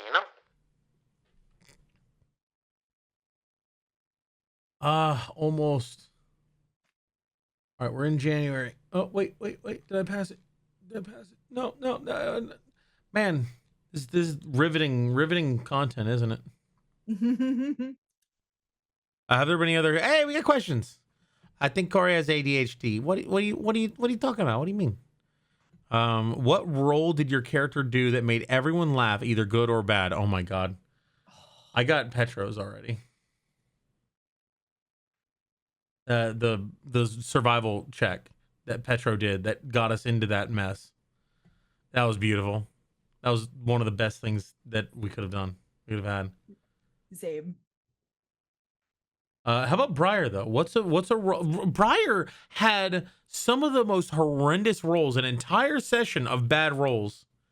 That I think it wasn't the fight with the witches, but you had like an entire fight of just, you couldn't connect a shot. Oh, I think it was in the cistern with Fluffy. You did this really epic like leap through both Petro and over Corey, across, right next to Petro at the thing. You're like, I drive my rapier into it. And, I missed. Oh no, that was you, because that was you with Fluffy. Yeah. For me, I want to say the worst role that actually made me cry just a teensy little bit was with the mummy, with Saint Brenna herself, because my wisdom is garbage. Oh yeah, you almost died there. Yeah. I also the encounter with Fluffy that we later renamed Shelly. In that fight, I remember Petro like jumped in front and he's like, "Get behind me," and you, Briar, you're like, I can't because I don't really have ranged weapons. And I was like, oh shit, like now we need you to fight. And then you started getting hit. And I was like, oh no. So I'm really, for that reason too, I'm very glad that you have guns now because it's Yes. like, oh, you can actually get in the back line and actually do something with now that you have your weapon that you're really good with. So Oh yes. Oh yes. I'm just finding the. I think I have the character mood board thing somewhere in Drakkenheim in my files. I'm just gonna use that. yeah, I'll get my dire wolf so to entertain everyone in the meantime. But to kind of continue on with that one question of what inspirations came for the characters. So funny enough, Briar was already a character I made for a campaign that I was originally supposed to be part of. Mhm. It was a Treasure Planet inspired campaign, and Cool. her personality was actually much more different than it was for Drakkenheim. Because before she was actually kind of be more of like the whole like, you know, gung ho, sassy, snarky kind of mercenary that's like very like kind of very playful, flirty a little bit, but had, you know, a little bit of a sad past, which funny enough, have either of y'all seen Hunter x Hunter, No, including I think you've chat? mentioned it I though. Yes. haven't. So her backstory, the reason why it is the way it is, I based it off of Kalua's character backstory with his family. So a little bit of inspiration came from that for her backstory, and then kind of how I built her up as a gunslinger, because she also had like um a, she had a cowboy hat, she had a long trench coat, um boots, everything. She had like a whole like Hellboy kind of get up. Also, hence the shaved down horns too. That's pretty cool. Mm-hmm. I love the Treasure Planet setting. That's one I of my just favorite movies. Good. I just linked the Hunter x Hunter Wikipedia page in the chat if anybody wants to check it out. I don't know where to stream it, but that's where you can find more information about it. Yes. Cool. I did find the oh man. Okay, I want to answer this other Thank you, question Dragon. just because it's really quick. What role, good or bad, made everyone laugh? I think it was. I don't know if it made everyone laugh, but I think I rolled a really bad rolls are the best, but I rolled really good in a deception when I basically BS'd my way through a conversation with Blackjack Mel and his group of thugs. When we were trying to let them know that, hey, the rod that we gave your goons that they brought back to you, that was totally the SEPTA. We did our job. We were the we were the consultants. That role, I think I got like a 22 after bonuses and stuff. I was like, oh, I needed that. Mm-hmm. But yeah, good link for the Hunter x Hunter. I think that's great. Briar's tapping Corey's shoulder. That's funny. So this is my mood board was essentially just a list of gadgets. So like Kratos's expanding shield. I won't. That's Corey 100% has a shield on his. So on Corey's like art, you'll actually see the gauntlet that he wears has wires that go to the tips of his fingers, which is his shocking grasp. It also has built into the forearm like this expanding, almost exactly what Kratos has there, shield, like this shield that fans out, and on top of that is built into it like a little crossbow in the middle of the shield. So all of his gear is built into his armor in such a way that from a flavor standpoint, it's built in. From a mechanical standpoint, it's just everything can be, everything is, it takes an action to make the shield on, there. He has to disarm and rearm and in order. So everything works mechanically, but from a flavor standpoint, it's so cool. Yeah, it's way more fun that way. I flavored played a Warforged, and he similarly had like a mechanism in his wrist that like a crossbow would pop out, and I thought that was really fun flavor too. Yeah. I got this wand, Bellatrix Lestrange's wand from Harry Potter world, is in the shape of a firearm. So at level 5, I'm gonna get arcane firearm. So I'm really excited to like start adding little bits and bobs onto this, and to I have a little. I've already got a little crystal of delirium that I'm gonna have in the hilt. That's going to power Nice. it. Yep. Ah. Oh man, if you can get like a little LED in there too to make it glow, That's what that'd be really cool. Yeah, that's gonna be so cool. Nice. Yeah. So Rocket Raccoon slash artificer, generic artificer. This is what he turns out to be. Oh, also to add in with the inspirations for your characters. Corey already did his. Did you already do yours, Jed?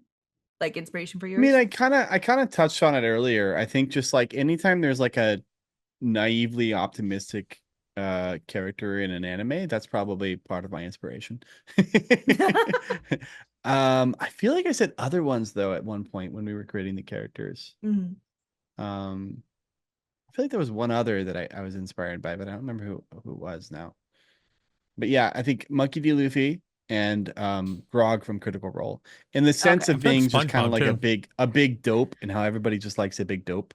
And I SpongeBob kind think of works for those it. those characters are always fun to play too. Yeah, a little bit of that, yeah, and almost like And almost Briar's like sandy you cheeks. don't know anything, but things go right for you, you know. And Corey's a mixture of Mr. Krabs and Plankton. I I will rule the world with money. Okay, and then adding it on top of that, what aspects of yourselves do you see in your characters? Interesting. Well, I also like potatoes. I mean, I do try to like stick to a value system in my life, and like I do try to like bring out the like the good in other people, Mhm.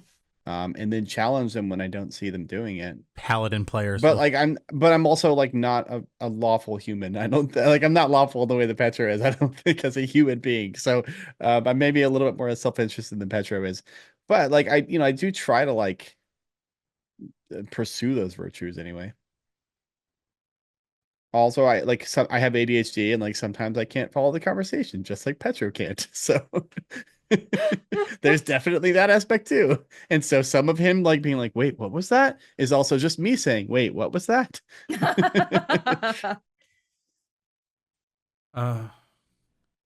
I don't see much of me in Corey, to be honest.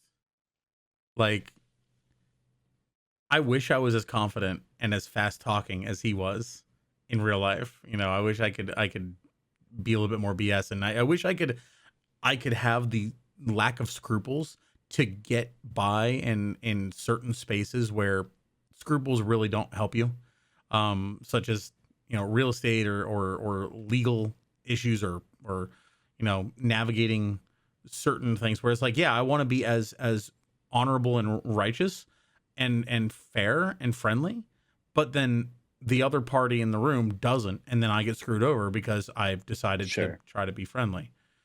Yeah. And I kind of wish I didn't play by the rules sometimes, but sometimes I'm also very proud of that fact, though. So Mhm. Corey, I do like gadgets. I think that's something shared by most nerds. So I can't really claim that as a personal thing. Before we got one for Chowder, the Chowder DJ. We got one from Adam Axa that says, "What's your favorite part of Roger the Frog?" The legs. Wait, hang on. Wait, did Briar go? Oh, I wait. did not. For what? Yeah. You had one? Oh, I'm so sorry. I didn't For mean what to. parts of No, your it's okay. My bad. parts of your It is still part of personality? the aspects of yourselves. Yeah. I want to say,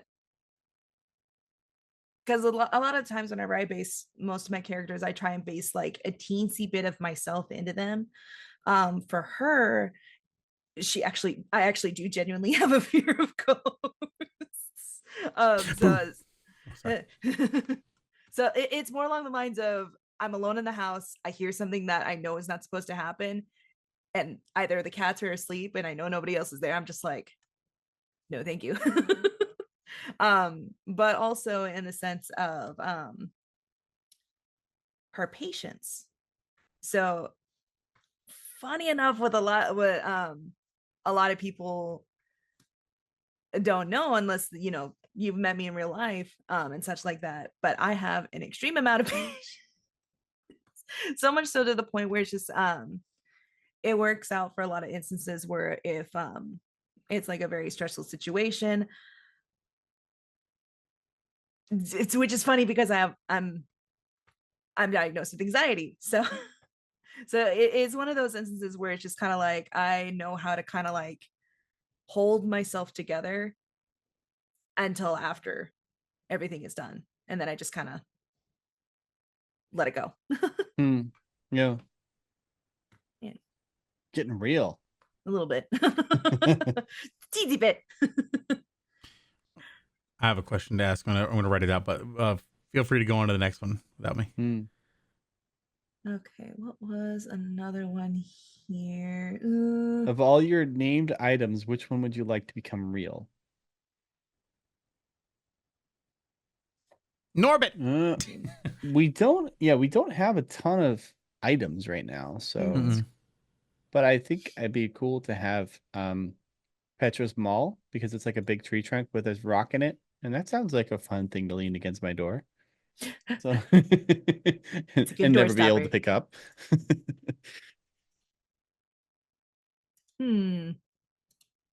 Yeah, we don't really have that many named items, so that's a hard one.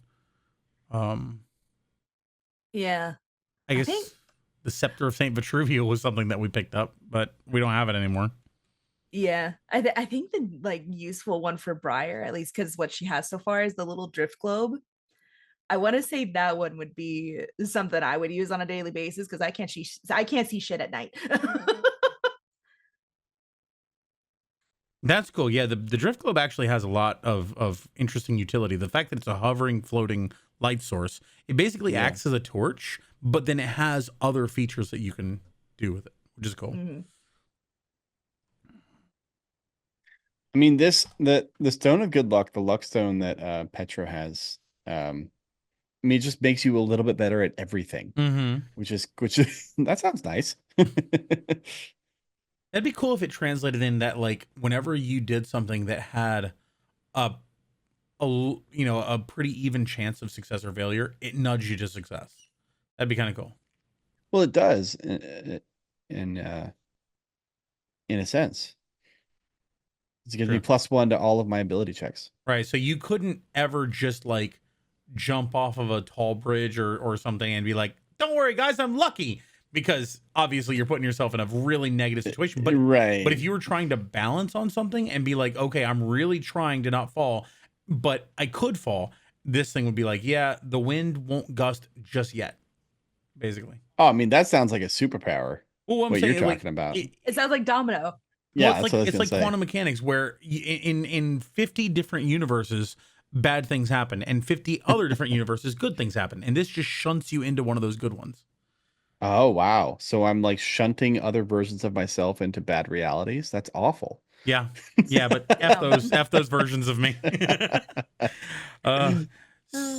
We had one from Chowder that said, "At what level could the party confidently defeat the 90s cartoon version of the Teenage Mutant Ninja Turtles in battle to the death?"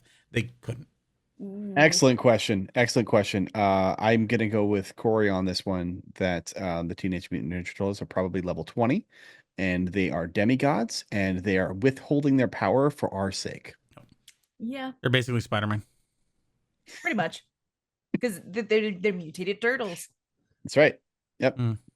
Yeah. They never really show their true power. And that's canon. This is true. Here's another one from Gladiators, still in the Discord chat. What was going through your minds as you created these characters? Several liters of vodka. No. I think it's different when you're creating a character for a stream, right? Because like when you're creating a character for a home game, you make it like what would be fun for me.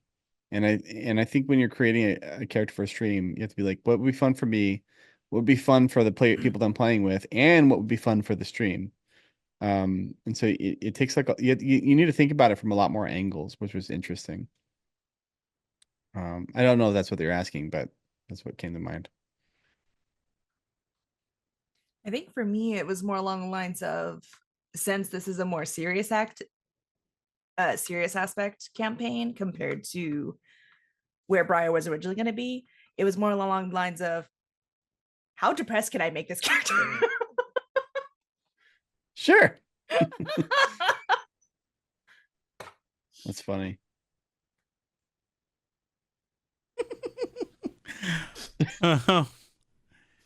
I honestly, this character concept has been one that I've had for probably about 2 or 3 years before we started this, like since 2022 2021 timeframe.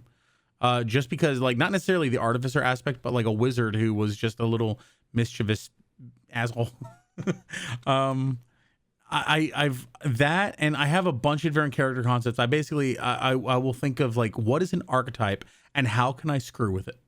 I have a character who's this little old Grammy, Grammy person who she's a healer, and her primary position on the team is support. Like, "Aw, you got a boo. I can heal you. I can help you. Don't you worry about that. Go enjoy yourself." She's actually like super, super evil. And there's a whole cool backstory behind why she is the way she is. And like, I wanted what kind of goody two shoes healer could I write to be straight up the opposite? And so yeah, if Corey ever dies, now you know what character he's gonna re-roll. Oh no, I don't think Angie works in this place. Nope. She would become the BBEG. She would, like, I feel like that would be Petra's weakness too. Like, he wouldn't be able to like hit her. He wouldn't be able to like talk back to her. Like, "Oh, can I help you in any way? Do you need anything?" Like, he would get so taken advantage of. Those followers of the Falling Fire, dear. Well, could you bring some of them to me? I have some cures for them that could help them from there. That's so nice of you. Absolutely. I'll round them all up and bring them to you. Yes, round them up. Yeah. Bad. Not good combination. That brings a good question into how do you approach character death? I'm scared, man. In what sense?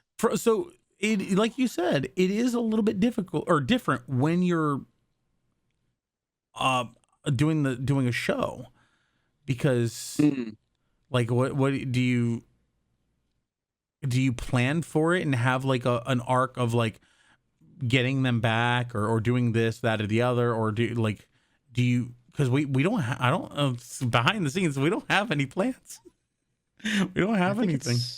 It's all context specific, I think there's ways that you can do it where, maybe it's like this is something that could happen. This is something I'm open to happening. And then you kind of nudge the story in that direction. But I think that I mean, maybe I don't want to speak for the whole group here, but I think we're kind of purists in the sense that, like, we trust that Barry is going to make a fair experience for us. And then it's up to us to make the right decisions, to get our characters through that. And if we don't, then we recognize that that's one of the potential consequences. Yeah. So yeah, I mean, I hope it doesn't happen, especially since I like all of our characters. Agreed. But I do think it's always kind of just a possibility. Yeah, I think that's how we treated it in Curse of Strahd, which is where death is always a very strong possibility. You get, if you put yourself in a bad situation and you don't handle it properly, you're very liable to have to make a new character. It's still something. It's something that there are not necessarily outs, but there are paths that you can take. Like, not the whole, I actually have a long lost, brother who is actually exactly the same as me and speaks like I do and has all the same friends. Yeah. In in Curse of Strahd, there was actually a system put in place, or at least a homebrew system that was in that land. There was a lot of undead presence, and so you had an opportunity to have a route in that regard. I don't think this place really offers that. Well, I mean, I'm sure the resurrection spell exists, right? But of course, that's just like, I guess that's the decision that you make as a party, is like, do we want to go on this quest? We have to find someone who's like really high level, convince them to resurrect this person, convince them that it's a good idea, and then deal with all the aftermath of that. Or do we want to go down a different road? So like, there's always options. Because of the political nature of this land, that would lead to some very interesting pathways for us. Yeah. So that actually might be a story in and of itself. Yeah. We got one for Petro specifically. If DM Barry did an April Fool's one-shot wherein Petro and Michael Jordan swap places in the movie Space Jam, could Petro save the day? I think it's gotta be. I mean, Welcome to the obviously. Jam. Well, first off, Petro is about 10 feet tall. So those Monstars got nothing on him. And second of all, he believes in himself. And the reason that Michael Jordan is able to stretch his arm like 20 or 30 feet is because he believed in himself. And so to conclude, there is no spoon. And everything is in the mind, and cartoons are real. And yes, he would get that slam dunk and save the day. Okay, I just watched what you guys said. And eat your veggies. Eat your veggies. I just saw what you posted. I don't have Discord open most of the time. That was a fire answer. 100% agree with Chowder. I had one last question from me because I'm biased like that. That was, what would be a cool homebrew item that would be a cool flavor for your PC? And I wrote it out while listening to you guys, so it kind of didn't really hang together. But think of it from a standpoint of either RP or combat. I've got a couple of things that would be really cool, but I think it'd be cool to ask what you guys would think.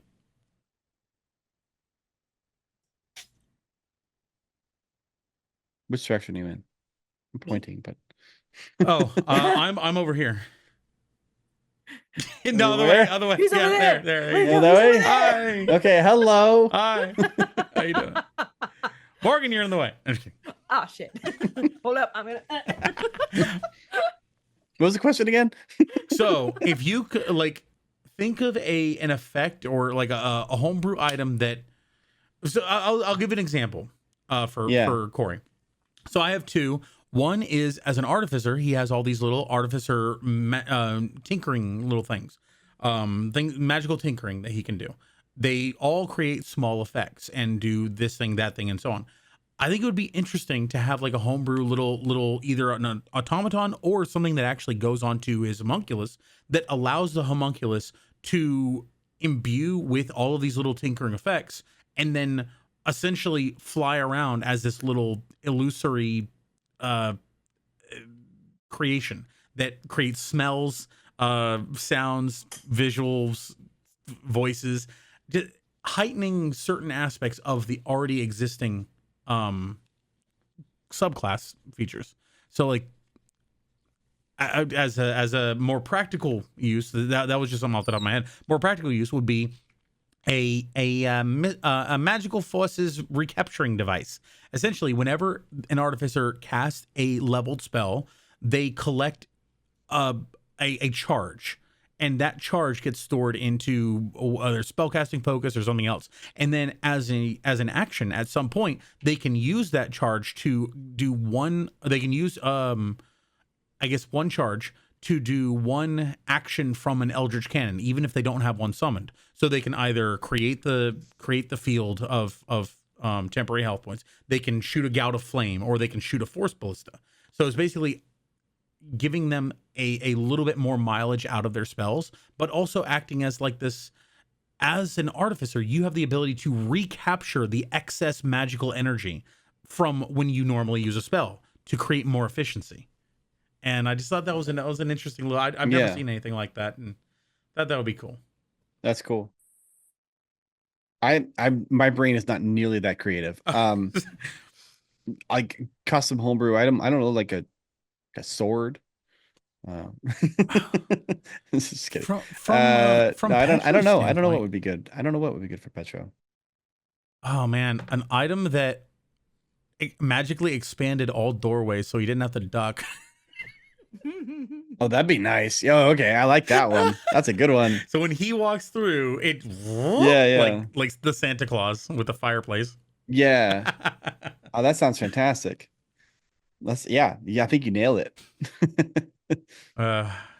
And Briar have a little targeting goggle that every time she looks at somebody, a little bullseye gets painted on there.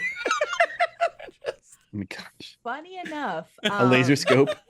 funny enough, I actually had a different idea for they're technically it would be gun add-ons, but essentially original concept I wanted to do for her guns, but I think we ended up scrapping it for Yeah. now, but it may probably come back. Gun blades. Oh yeah, cool. Gun blades, and she also has a chain that attaches them. She can attach them to her hip. So if she switches it to a gun blade like the blade aspect, she can throw it. And if it hits something, Yes. essentially what she can do is kind of like Scorpion is get over here. Yeah, it's like some kung fu shit. That's awesome. That's so cool. I'd still like to play around with that, but we'll see how that We gotta find a way. Life, nature finds a way. gunslingers find a way. Oh yes. So either we have two options in front of us: either play a game or wrap up. Are you guys? I think honestly we've been going for about 2 hours. You guys want to cut it a little short? Yeah, that sounds good.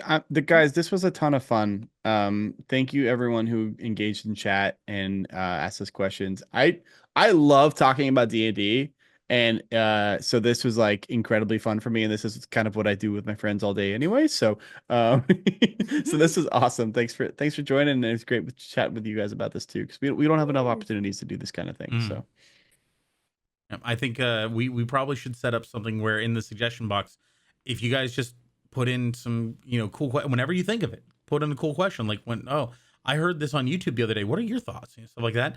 Then anytime we do something like this, we'll be able to fire back and get some of those answers. That'd be really cool. Yes. So, thank you all so much for being here. I think we got a direct the raid request for Holy FX or Felgoth, and I want to see Holy FX is currently streaming. Pun Hit Wonder is also streaming, and but yeah. Thank you to everybody's here. Sorry we weren't able to do the normal show, but this is I think this was a good outcome from this. Was a nice silver lining. We got to spend some quality time together. Most of the time we don't get a chance to actually speak with with you guys as much. yeah, we have to regrettably we have to ignore you guys all the time, which sucks. I'm so sorry. I think we're gonna hit Felgoth because we haven't rated him yet. And he's playing Abiotic Factor, which looks kind of like Outcast Trials a little bit, but also very indie. Lethal Company-ish. So, cool. Sounds good. Yep, we'll go ahead and start that up. Thank you all so much for hanging out. It's been an absolute blast. You guys are all awesome. We don't have any outro music, sadly. What am I saying? We actually do have that. All right. And we'll go ahead and end it up. We'll see you guys next time. Thanks for hanging out. Everyone. Bye. Bye guys.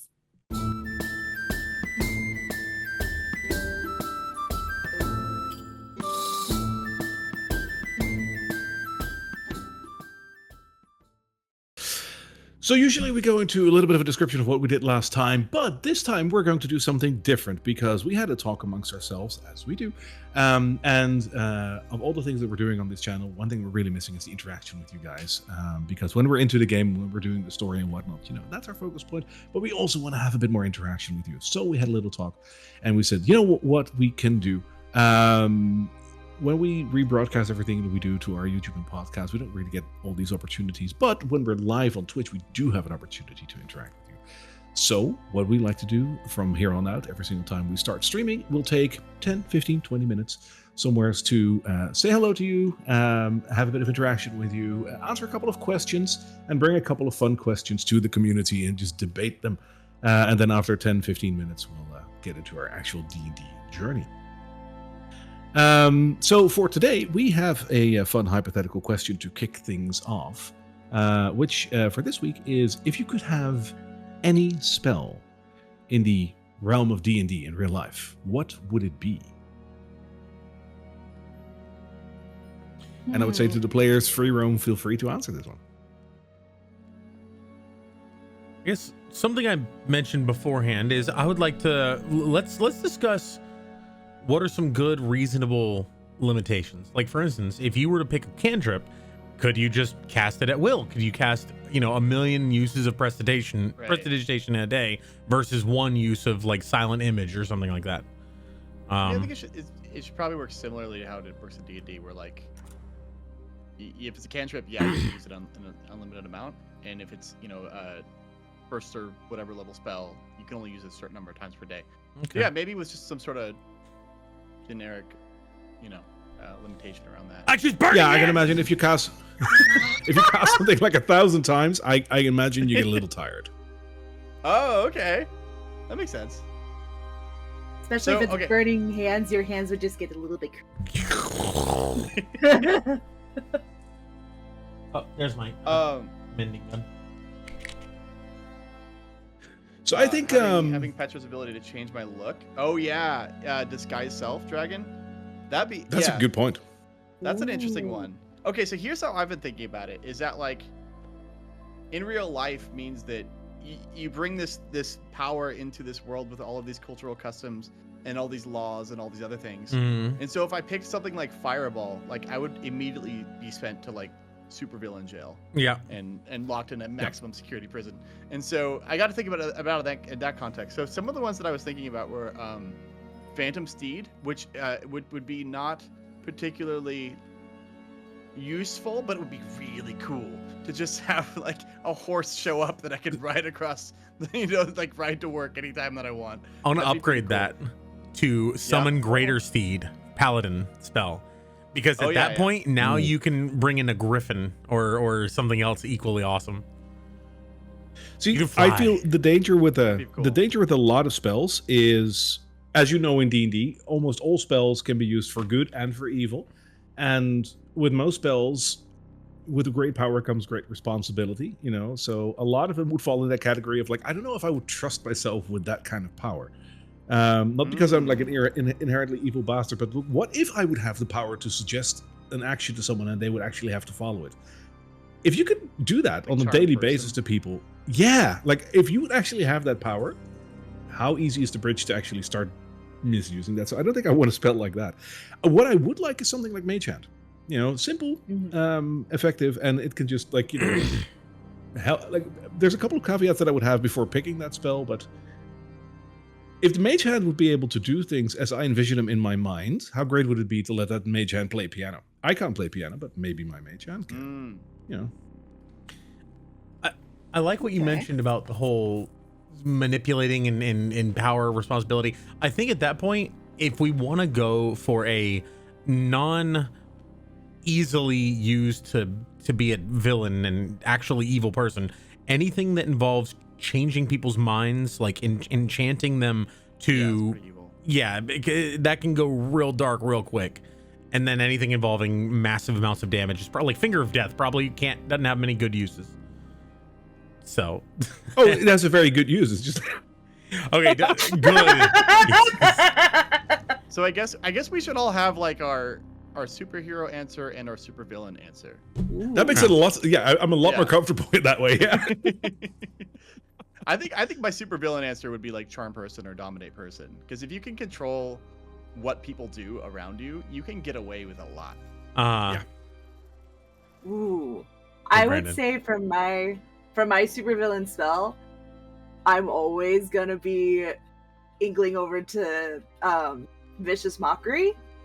Because I could just sit there. You want to make people's ears bleed by I would just sit there and them. mock people.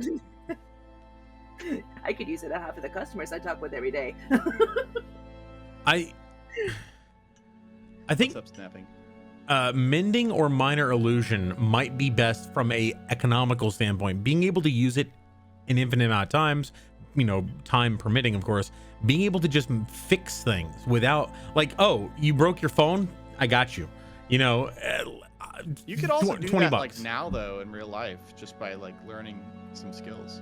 The amount of resources and everything, like you can't fix a broken piece of metal back to its original state in real life. Like there's always imperfections. Same thing with glass, same thing with electronics. If you break it in such a way, there's always going to be, you might as well replace it sometimes. So I think that being able to take something that is old and broken down and make it as good as new is really great for like recycling, and even just charging people a very small amount of money to get back a massively expensive thing could be very economical. RSI, thank you for the gift sub. That's so sweet. Yeah, RSI is awesome. I'm thinking there's a couple of other spells where, like, this is very dependent on how it works in the real world. But I can think of a couple of fun applications of spells from D&D to the real world. Like, for example, you have silvery barbs, which in D&D, if you roll something and someone casts silvery barbs, you basically have to re-roll your die, right? Which is exceptionally great against a DM that rolls a natural 20 on an attack, and you're like, and then it turns into like a 3 or something. Which is okay. People do that, and I have to suck it up. But because the amount of time that I rolled a natural 20 isn't that much, so just let me have it once. But imagine having to being able to use that in real life. Like someone wins at chess. You just like silvery barbs, and they're like, oh, I guess I don't. It's sort of like the Doctor Strange like time reversal spell. Like I don't know quite like how that went. Let's just do it again. Nuh-uh. Yeah. What the fuck you mean, nuh-uh? I think another thing to consider is anything that basically is just a regular superpower, like fly or haste. Those are always pretty good. So here's my concern with those ones though, is that like in the real world, if you had those things, most likely what would happen is that like some government would kidnap you and study you, and you would like be, like you would be a scientific experiment for the rest of your life. Like, how are they doing this? I think if you were anything. The only one, If you could do anything, but if you could keep it a secret, I think that's the key. That's where disguise. That's self another is thing, by the pretty way. great for that. Well, yeah, and I think another thing to consider is that with modern technology versus magic, there's a whole bunch of spells that suddenly aren't as powerful anymore. Turn invisible is great until you realize that we have heat cams. Oh, we have what now? Heat cams. You can they can just see your heat profile. Like, that'll still be there. So that's troublesome. How about I think most teleporting things would be amazing. Like Misty Step? Misty Step, yeah, being able to teleport a couple times a day and just nightcrawl your way out of every situation. Very cool. Portals are also like just the actual teleport spell. Being able to just being able to teleport a semi-large group of people all at once to a place that you've been. Like, all you have to do at that point is fly around the world to a couple of special places and then offer your services to rich people. Like, hey, you want to be in Paris? You want to be there now? That's true. Infinite money glitch. That's true. There you go. Yeah, people pay for that. Yeah. And it's like, oh, yeah, I mean, I can only do it once per day. So this other group wants to go for $2 million if you can up the ante. I feel like in that scenario, I'd probably also become a supervillain somehow. I'm not sure how, but I think, yeah, partially because if you want to sneak in and break into a building, that would kind of be that, especially Dimension Door. I think at the end of the day, what I would end up going with is prestidigitation, which I cannot say, because like I can clean anything, pretty much instantly, which is. I hate cleaning, so that's great. I just like point at it. You're clean now, and then I can also like warm or chill, and flavor material, and so I'm basically like a microwave and a fridge without actually having to carry those things around. Like that's a very versatile spell that would just be like handy on a day-to-day basis. Also, imagine you had like some great party tricks, really terrible tricks too. Hot sauce, and you flavored it to taste like chocolate milk. And you're just like, all right, pay up, everybody. Yeah, suck it, David Blaine. I'm gonna do this now. or yeah, I mean, maybe you're just like a really, really fancy barrister or barista or something, and you make coffee, and then you, boom, it tastes brilliant now. And it's also perfect temperature. Also true. Yeah, I know. That's the one I would take. That's a good one. I really like. This just goes to show that like the more simple the spell, like the more like the versatility is important, right? So, yeah, rather than going with like this is powerful, well, go for versatility. I think also the fact that you can use it so much, there's no limitations on it, is really nice. If you could do the warlock invocation to get disguise self at will, so basically it becomes like a disguise self, but it's a cantrip. I think that would also be amazing for a very low level villain. Okay. Next, feat. Oh, someone What? mentioned the lucky feat, Yeah. Lucky Oh, feet. yeah. Yeah. which would be kind of like the one you were saying earlier about re-rolling a chess game, but I'd say it actor. just happens passively. If you could get the disguise self and the actor feat, you are instantly famous. Like, you could be anybody. Actor means that you can mimic any voice if you've heard it for 1 minute. Ooh. Yeah, And- that's yeah. cool. Oh, And you get Turn advantage. into a human AI. You get advantage on any kind of checks involving persuasion or anything while mimicking a voice. you become a deep fake, basically. Basically, yeah. Yeah.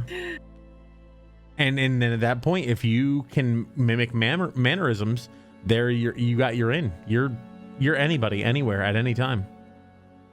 Beck Sure. says that the ability to teleport would have unknown drawbacks, which I agree with. I think that there would be some major downsides to that probably would be not be discovered until you actually started doing it. And suddenly there's a foot Yeah. left behind. Well, but also certain things in D&D rules are we go through it with a breeze. Like if you teleport into a wall, you just take like a bit of damage and you basically move to the next available square. That is how most DMs rule it, which is like ow, but okay. But damage and being hurt in D&D is a funny thing, because like we let's just say you have 20 hit points, right? As a character, you're a low level character, 20 hit points, and you're in a fight and you get hit for 10 hit points, and you're like, oh, that really hurts, and let's continue to fight. Now imagine this being in real life. Like, this is just you being you, and you get it for half your life essence, basically. Yeah. You're going to be terrible, in a terrible shape. So now imagine with teleport accidentally like popping into a wall or something. That's going to hurt. I mean, if we're talking about taking mechanics out of D&D and bringing them into the real world, the thing that I want is getting 8 hours of sleep and being fully healed the next day. Yeah. That does Ooh, not yes. happen in the real Or world. taking an hour's Yes. sleep and just like, yeah, I'm gonna sleep off that Yeah. arrow to the chest. But like, imagine a person with 20 strength. This is a person of unimaginable strength. Like they are as strong as a 20-foot giant, like in some cases. So this person hits you. That does 5 damage. 5 damage is is an insane amount of damage in like terms of actual like real world effect. That also, like, Firebolt. I always think, oh, cantrips are so weak, but the fact that Firebolt can do at like 5th level can do up to 20 damage if you roll well, that's pretty insane. Like, this thing can immolate anyway. Hi Jones, welcome in. A good frame of reference when you're looking at damage. I mean, like, getting into a higher level with higher hit points and whatnot, it sort of skews things. But a good frame of reference, like how powerful something really is to remember at all times that the most common creature in D&D, being a commoner, only has 2 hit points. Yep. Yeah, good point. So you hit something for 10, you basically could kill 5 people in 1 punch. Like, that's the Yep. amount of force that's behind that. It puts a bit of perspective on it. Yep. Ooh, Snapping Ginger's got a good one. Thorn Whip. That's a fun cool. one. Yep. What is Thorn Whip? I don't remember. It's think it, like, pulls one of the people to you. druid spells. You can pull things to you. Essentially, Yeah. just it's a vine whip. It's really Yeah, cool. and it hurts while you're doing it. Yep. It reminds me of Lightning Lure, which is basically the same thing, but instead of dealing damage to you immediately, it deals damage to them if you pull them close enough. Yeah. I think it's kind of similar to what Barry was saying about a mage hand earlier. I was thinking about like just kind of using the force to like grab something on this side of the room. Like, I forgot to grab the milk, and you just like pull it from the other side of the room. That'd just be fun to do. You'd be Spider-Man. That is another one. Concentration based spells. So like telekinesis, you can just for a whole minute you can manipulate things up to 500 pounds, I think, or maybe more. But like that's pretty insane. Oh, another one would be like send message. Would be pretty. Wait, no, we have cell phones. What am I saying? Never But mind, that one being sucks. able to talk without moving your mouth or anything like that is you have to you do have to point at them, so you can't That's do called it subtly. That's called texting. that is, You're that gonna is freak called out. texting. You're gonna freak a lot of people out just looking at them, and then all of a sudden they hear in their head, "Hey, so what you doing tonight?" Like that. What? I'm just imagining someone up on stage giving a speech, and you just go in there as like Pokemon, X-Wing, Digimon, project, because they can't. There's no save against it. They're hearing you. That's it. They can't not hear you. That would actually be the best thing if you kind of just want to mess with somebody. Screw us on, yeah. I don't think I've ever had a player that is so strong. I've never had a player that is playing.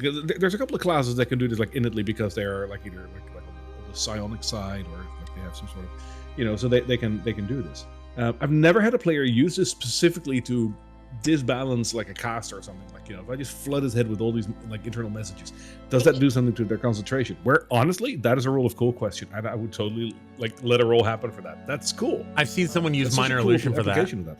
Where they like had two people dueling, and someone used minor illusion to make this like sound of like the jack sound in behind them, as if like some people are cheering for the one person. Like Petro, That is cool. Petro, Yep, it's pretty great. But does I think we've got some more questions for next time, but I think for now. Yeah, I think time flies, right? So I think we should go and head in. Oh yeah. Find us. And last week we started off with something very fun, which is just a little 10-15 minutes to just talk with you guys in the community on Twitch about like all things D&D. We bring a question to the table and just discuss it, and we really enjoyed it, and I thought we thought that you guys did as well.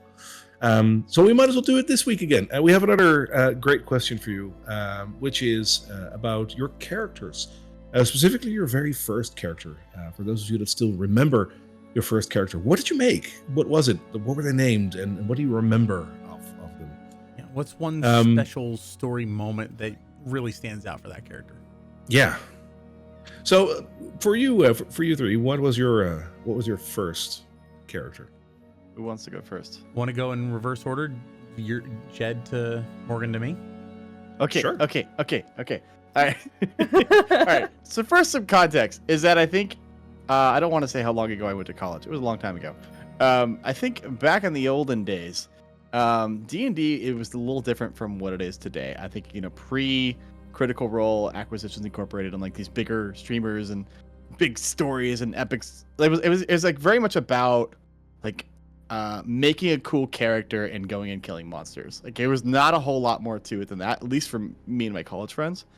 And so like we modeled our characters off of like what we thought was cool in movies and video games and stuff.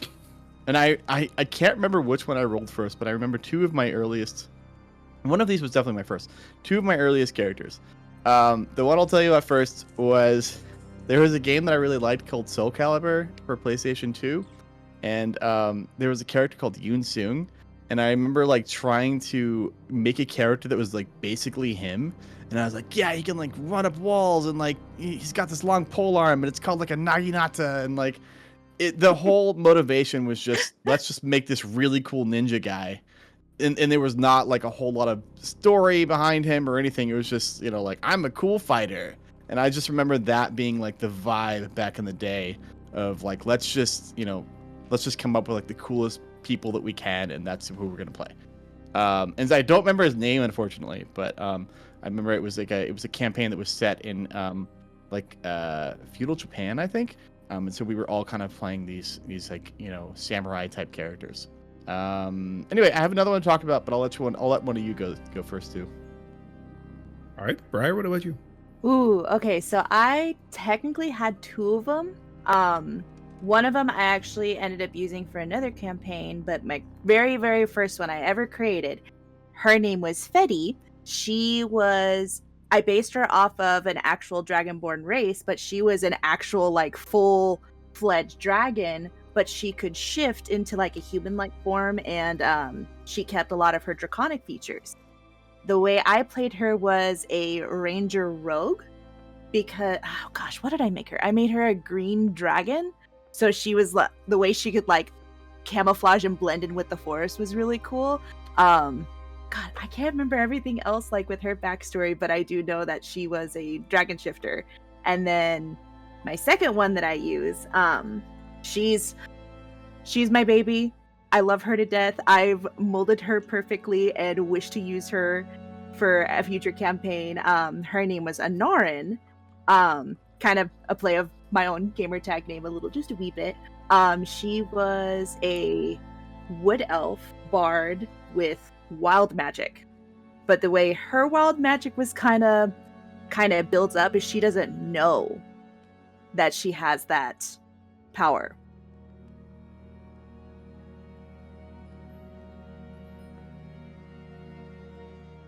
And I just lost my ear. Oh no! I was just gonna say, like, we were all hanging, like, okay, go on. I can feel my ear like slowly falling off, and I'm like, oh no. I'm gonna take these off just because these are not headphone friendly. So essentially, her backstory a little bit is she comes from an elven clan that she didn't know her entire family bloodline. But she came from, they're essentially royalty with her clan. But there was a conflict with another nobility bloodline. They wanted to rule over the clan and essentially get rid of this specific family. Because with her bloodline, they had the power to kind of create harmony in the forest, as well as among like humans, other races, and such like that. And we're essentially like a full flowing balance in the world. And this other family wanted that power, and so one day in the night slaughtered all of them. And Wow. She was the only one left, but because of how young she was, she doesn't remember like her family. And when they essentially helped get her away, the clan picked her back up again, thinking, oh, she was just dropped off by another clan. But as she's kind of essentially working alongside with the way that the clan has their hierarchy is instead of a king, they have a keeper of the clan. And so she ends up working alongside this keeper, kind of training to become an advisor. And one day, because she's kind of starting to come into her powers and her magic, she's not realizing like she's attuned to that power part of her bloodline. And one day it just kind of explodes and just kind of causes like a really big destruction among her clan, and kind of ransacks the village. And they think, and the clan, because of how long it's been since this family had originally reigned, they've kind of been forgotten. And so, but the keeper is part of said family that was part of the slaughter, so he knew that what kind of power she was carrying. But the way that he did it is he essentially said, oh, she ended up getting possessed from the infernal plane. Needs to be banished. And so she got banished from her clan, and, you know, she was upset, but she was fine with it. But she kind of took on that blame herself. And one of the things that she does is essentially she's a high-functioning alcoholic, because she thinks if she drinks enough, she suppresses that magic. But what she doesn't realize is it's still building. Oh no. And she's still growing into that. Yeah. That is really cool. Mhm. That's clever and also like kind of really sad. It is kind of sad. I kind of took a little bit of inspiration from, I love the Dragon Age series, and I love how they did their mages. So essentially, I took a lot of that wild magic inspiration, is how they do it for the mages for Dragon Age, where they can still lose control of their magic, but they have to learn to control their magic. I like that. Mm-hmm. The whole backstory feels a little bit like it's out of an anime. To some A little extent. bit. Yeah. Tragedy is very prevalent in a lot of narratives, but anime is It's on the forefront. It's every character's tragic. All my bards must have a slight tragic backstory. I know I'm an evil asshole, but wait till you've heard my backstory. It's honestly, it's one of those big shockers whenever you have a rogue in your party. Like as a DM, I've had this once where whenever someone says they play a rogue, like you already know the backstory. Like they don't even have to share it with you.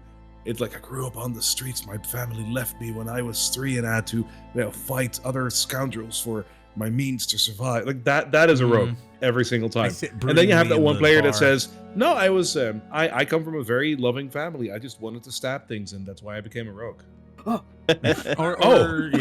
or just like I want to be as friendly and negotiable as possible, but most of the times what I want and what's real ain't always exactly the similar. So what about you, Corey? What was your first character? So mine isn't quite so thorough. In fact, I actually just ran into my former dungeon master not too long ago. He popped into stream, I think on Wednesday. He's still in the area. I got to get together with him. Anyway, we only had a couple of sessions because he introduced me to it when I was first starting my first real job. He came in and he was a little bit more experienced than most of us at the job, and he was sort of a senior engineer. Helped us all out, but then he was like, "Hey, you guys want to hang out after work sometime? Play some D&D." Isn't that for nerds? Like, dude, you're an engineer. Oh, okay, yeah, sure.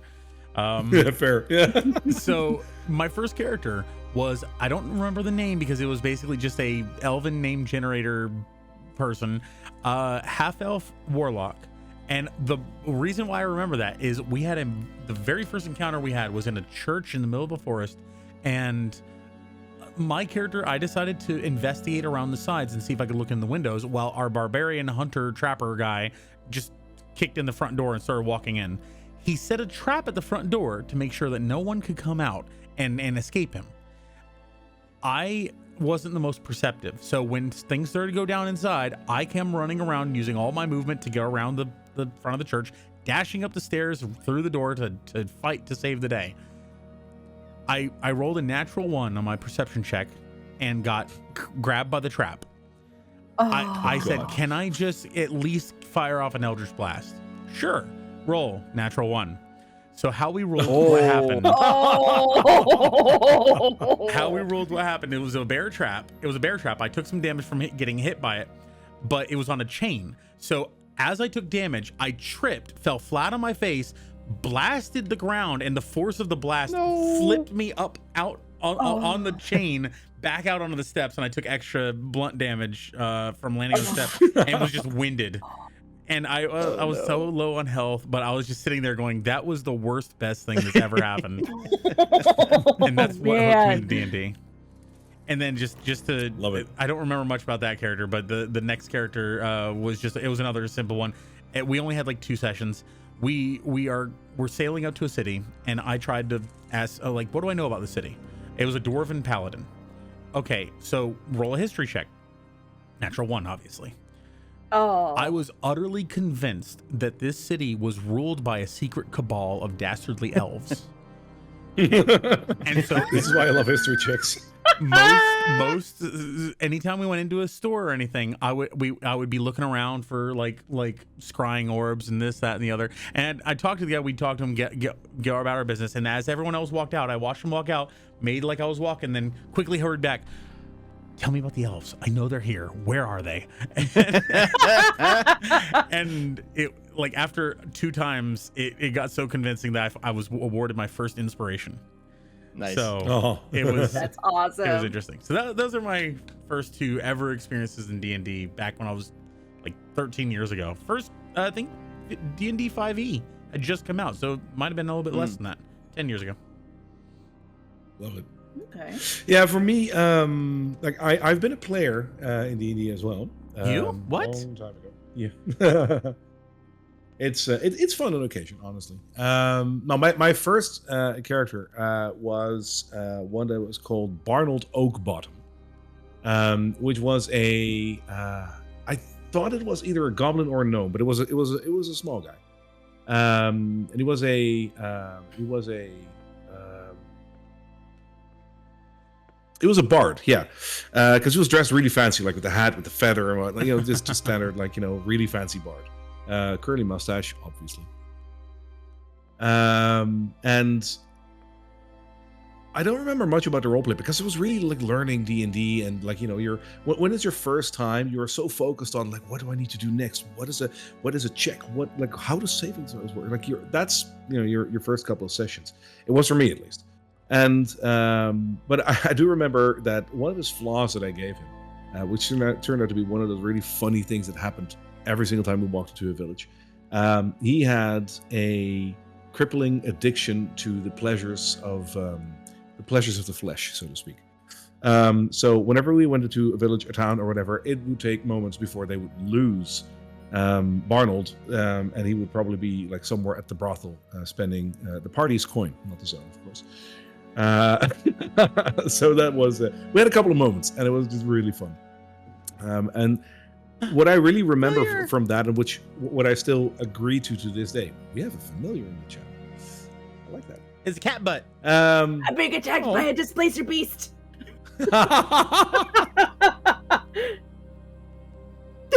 No, but what I remember from that is, and I do advocate this to new players to this day. If you want to be a hero, that's great, and make a cool guy, make the or girl, of course.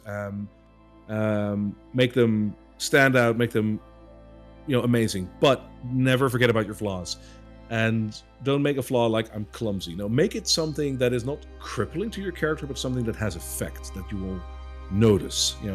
Deathly afraid of bridges, or I had a character that had that, or like something like that. That will have an effect. Yeah, because sometimes that makes a story. Sometimes the flaw is at odds with what the party wants, and sometimes you just gotta lean into it, let it happen. Yeah. Sometimes you just gotta steal the citrines off of a corpse's eyes and see what happens. Exactly. I don't know what you're talking about. And I think that is a good which I think the topic for today will be, let's see, Daniel, you had a really good one.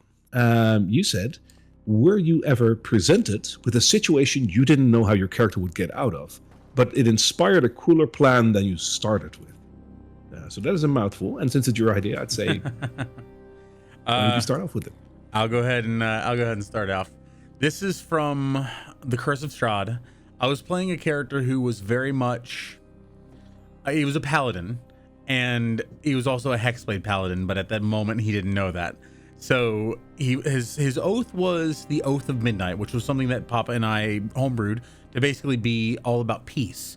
Whenever forced to fight, his job would be to end the fight as quickly as possible. Sometimes that meant killing something, and sometimes it meant intimidating something into stopping fighting, even if they were good and it was just or whatever. Anyway, we got into a situation where some I'm not going to give too much away because it's spoilers, but we got into a situation where there were some evil creatures that were preying upon the innocents of the land, and we were captured by them. And it was a bad moment of, we went up against them a little bit too soon than we should have, and we got captured. At that moment, we were given an option to work with them or essentially be killed. And I didn't know how to justify John going along with them. Regardless of his own safety, he wouldn't work with these evil beings. And in that moment, that was the moment we revealed that he was a hexblade. He had been essentially puppeteered from afar by another sinister denizen of this land. And in that moment, I shifted personalities, shifted eyes, and shifted goals. And it was so sweet.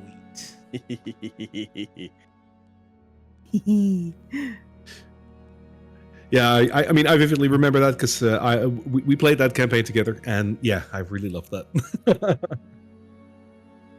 All right. What about you two?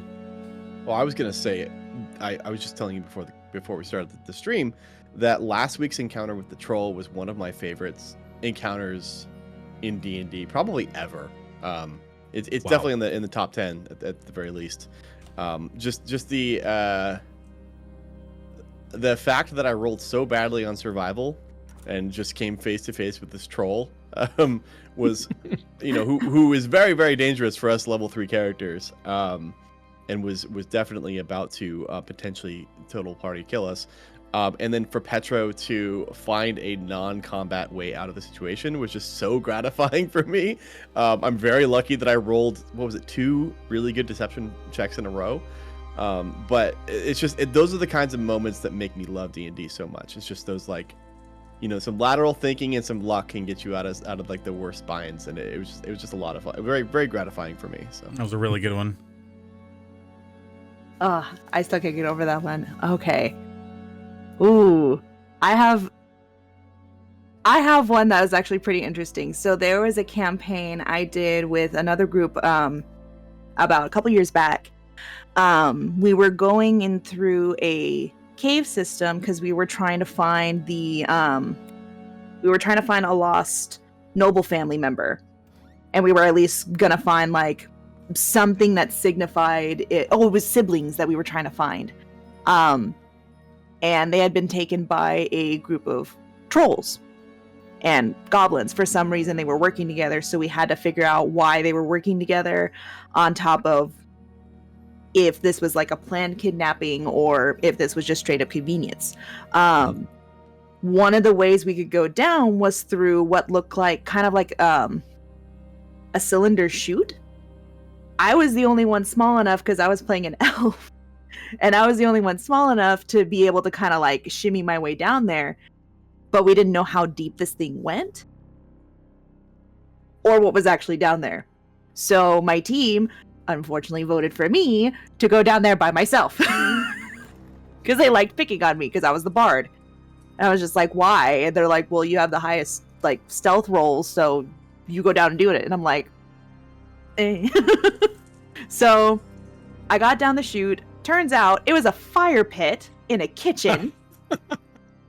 So I just ran out of enough rope where my foot slipped, and I was getting ready to fall into this pit, and I would have taken damage. Thankfully, I saved a little bit of my dex save, but I still took some fire damage. And then my group was like, what's down there? Don't stray off too far. And I was like, I'm just going to go up a little bit ahead and find out what's going on. So I'm sneaking my way through. I turn around a corner and I see like a group of human prisoners. I don't know who's all in there, but we assume one of them is at least one of the siblings. But because I made noise earlier, one of the goblins heard me and sent over one of the big bugbears to go over and check out what was happening in the kitchen. And I was like, shit. So I had, because she was a sorcerer too, popped my invisibility, ran over to go try and get back up through the chute again. But because there wasn't enough rope, I couldn't jump and, grab the rope. So the barbarian we had was trying to come down and save me. Before she could, the bugbear came into the kitchen and ended up like literally being face to face with me. And I was trying so hard not to freak out. And so I ended up doing something. I ended up, instead of listening to my team to wait, I decided to do a stealth attack. And I got max damage on acid splash. Or poison spray. Nice. I used poison spray in his face with advantage of stealth, and I got max damage of it.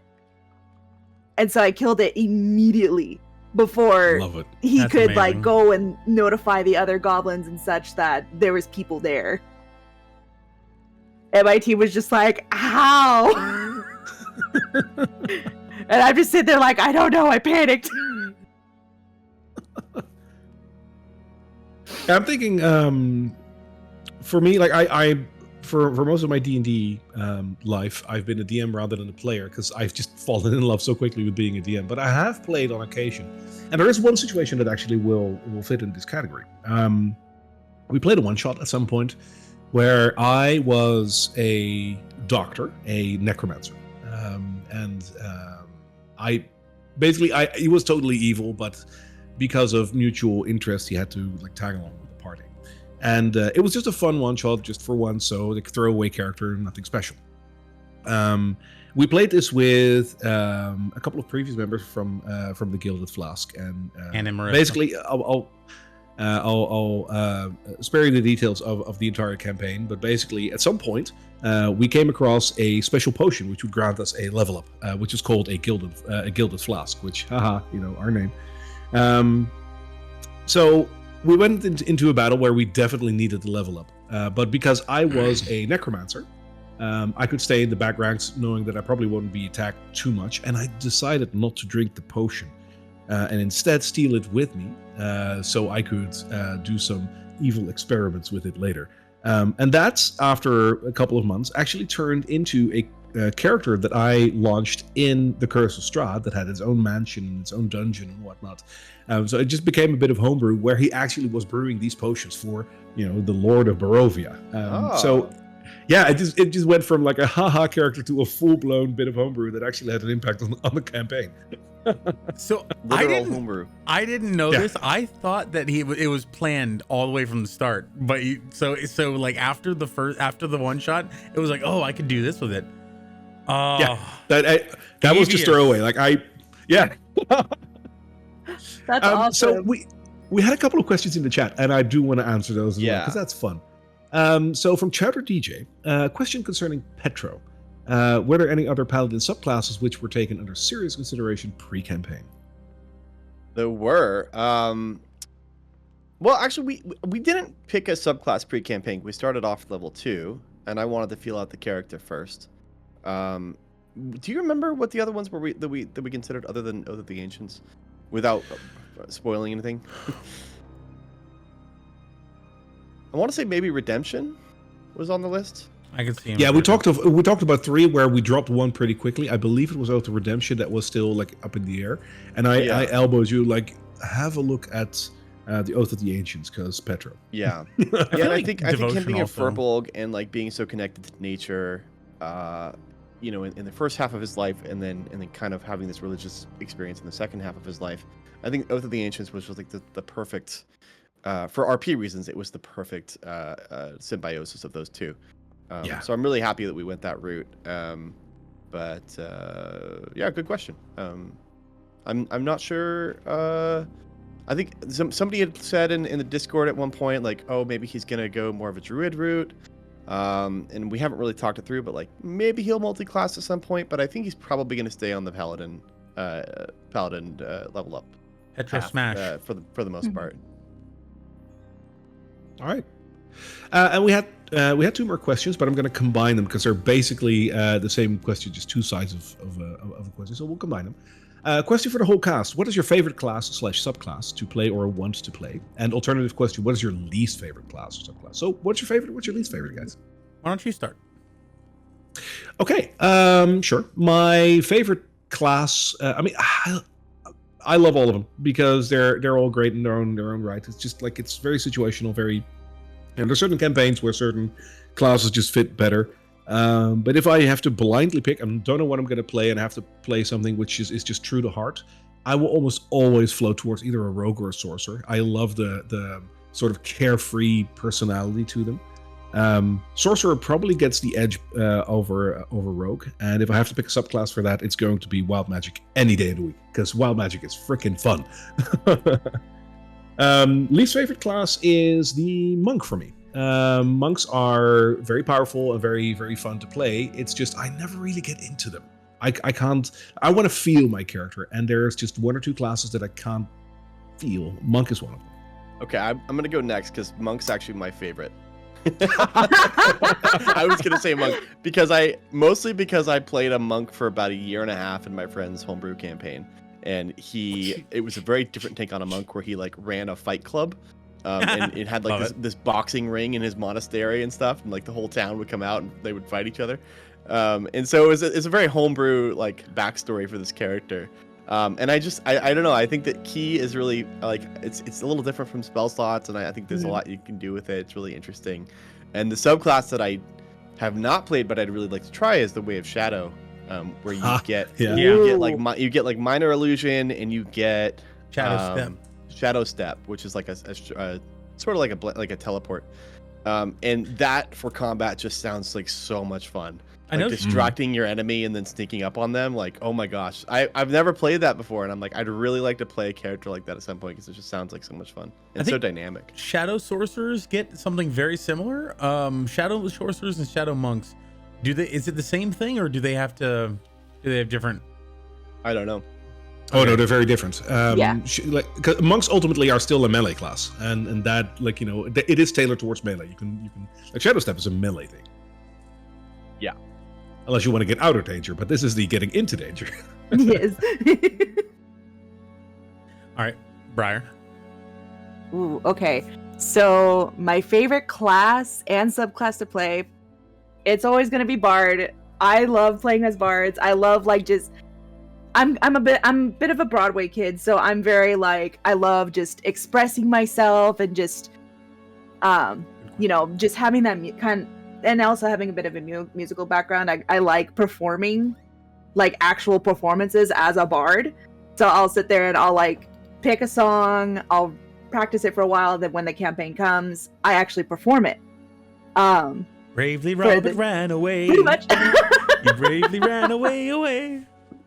For the subclass for Bards though, I personally like Valor. I like being able to also helping out with damage, but also boosting the team. Just because of all the extra kind of, inspirations that you can give out and how quickly you can reset it with short rests. I like being able to do that because I like being more of, I can still do damage, but I also want to help support my team. And oh God, the one I do want to play the most, I want to play a sorcerer with wild magic the most, just because They're fun. yes, just based on researching them, it's essentially just a ticking time bomb of magic. Mm-hmm. And I love it. And your least favorite? Ooh, least favorite, I want to say wizard, funny enough. I don't know, just mainly just my experiences of dealing with wizards. Ooh, my ear is showing more. Just dealing with most of the wizards I've played with personally. I just find them actually mainly my just having to rely more on this books. Yeah, it's yeah. And just with most of the people I've seen play them, they play that arrogant character for a wizard, and I'm just like, eh. Yeah, don't you just hate things that know everything? Aside from me, obviously. Mm-hmm. They're like, I took my time in the academy of learning how to study magic. Oh, you were born with it. Well, I had to study it. I will say. Sorry, go ahead.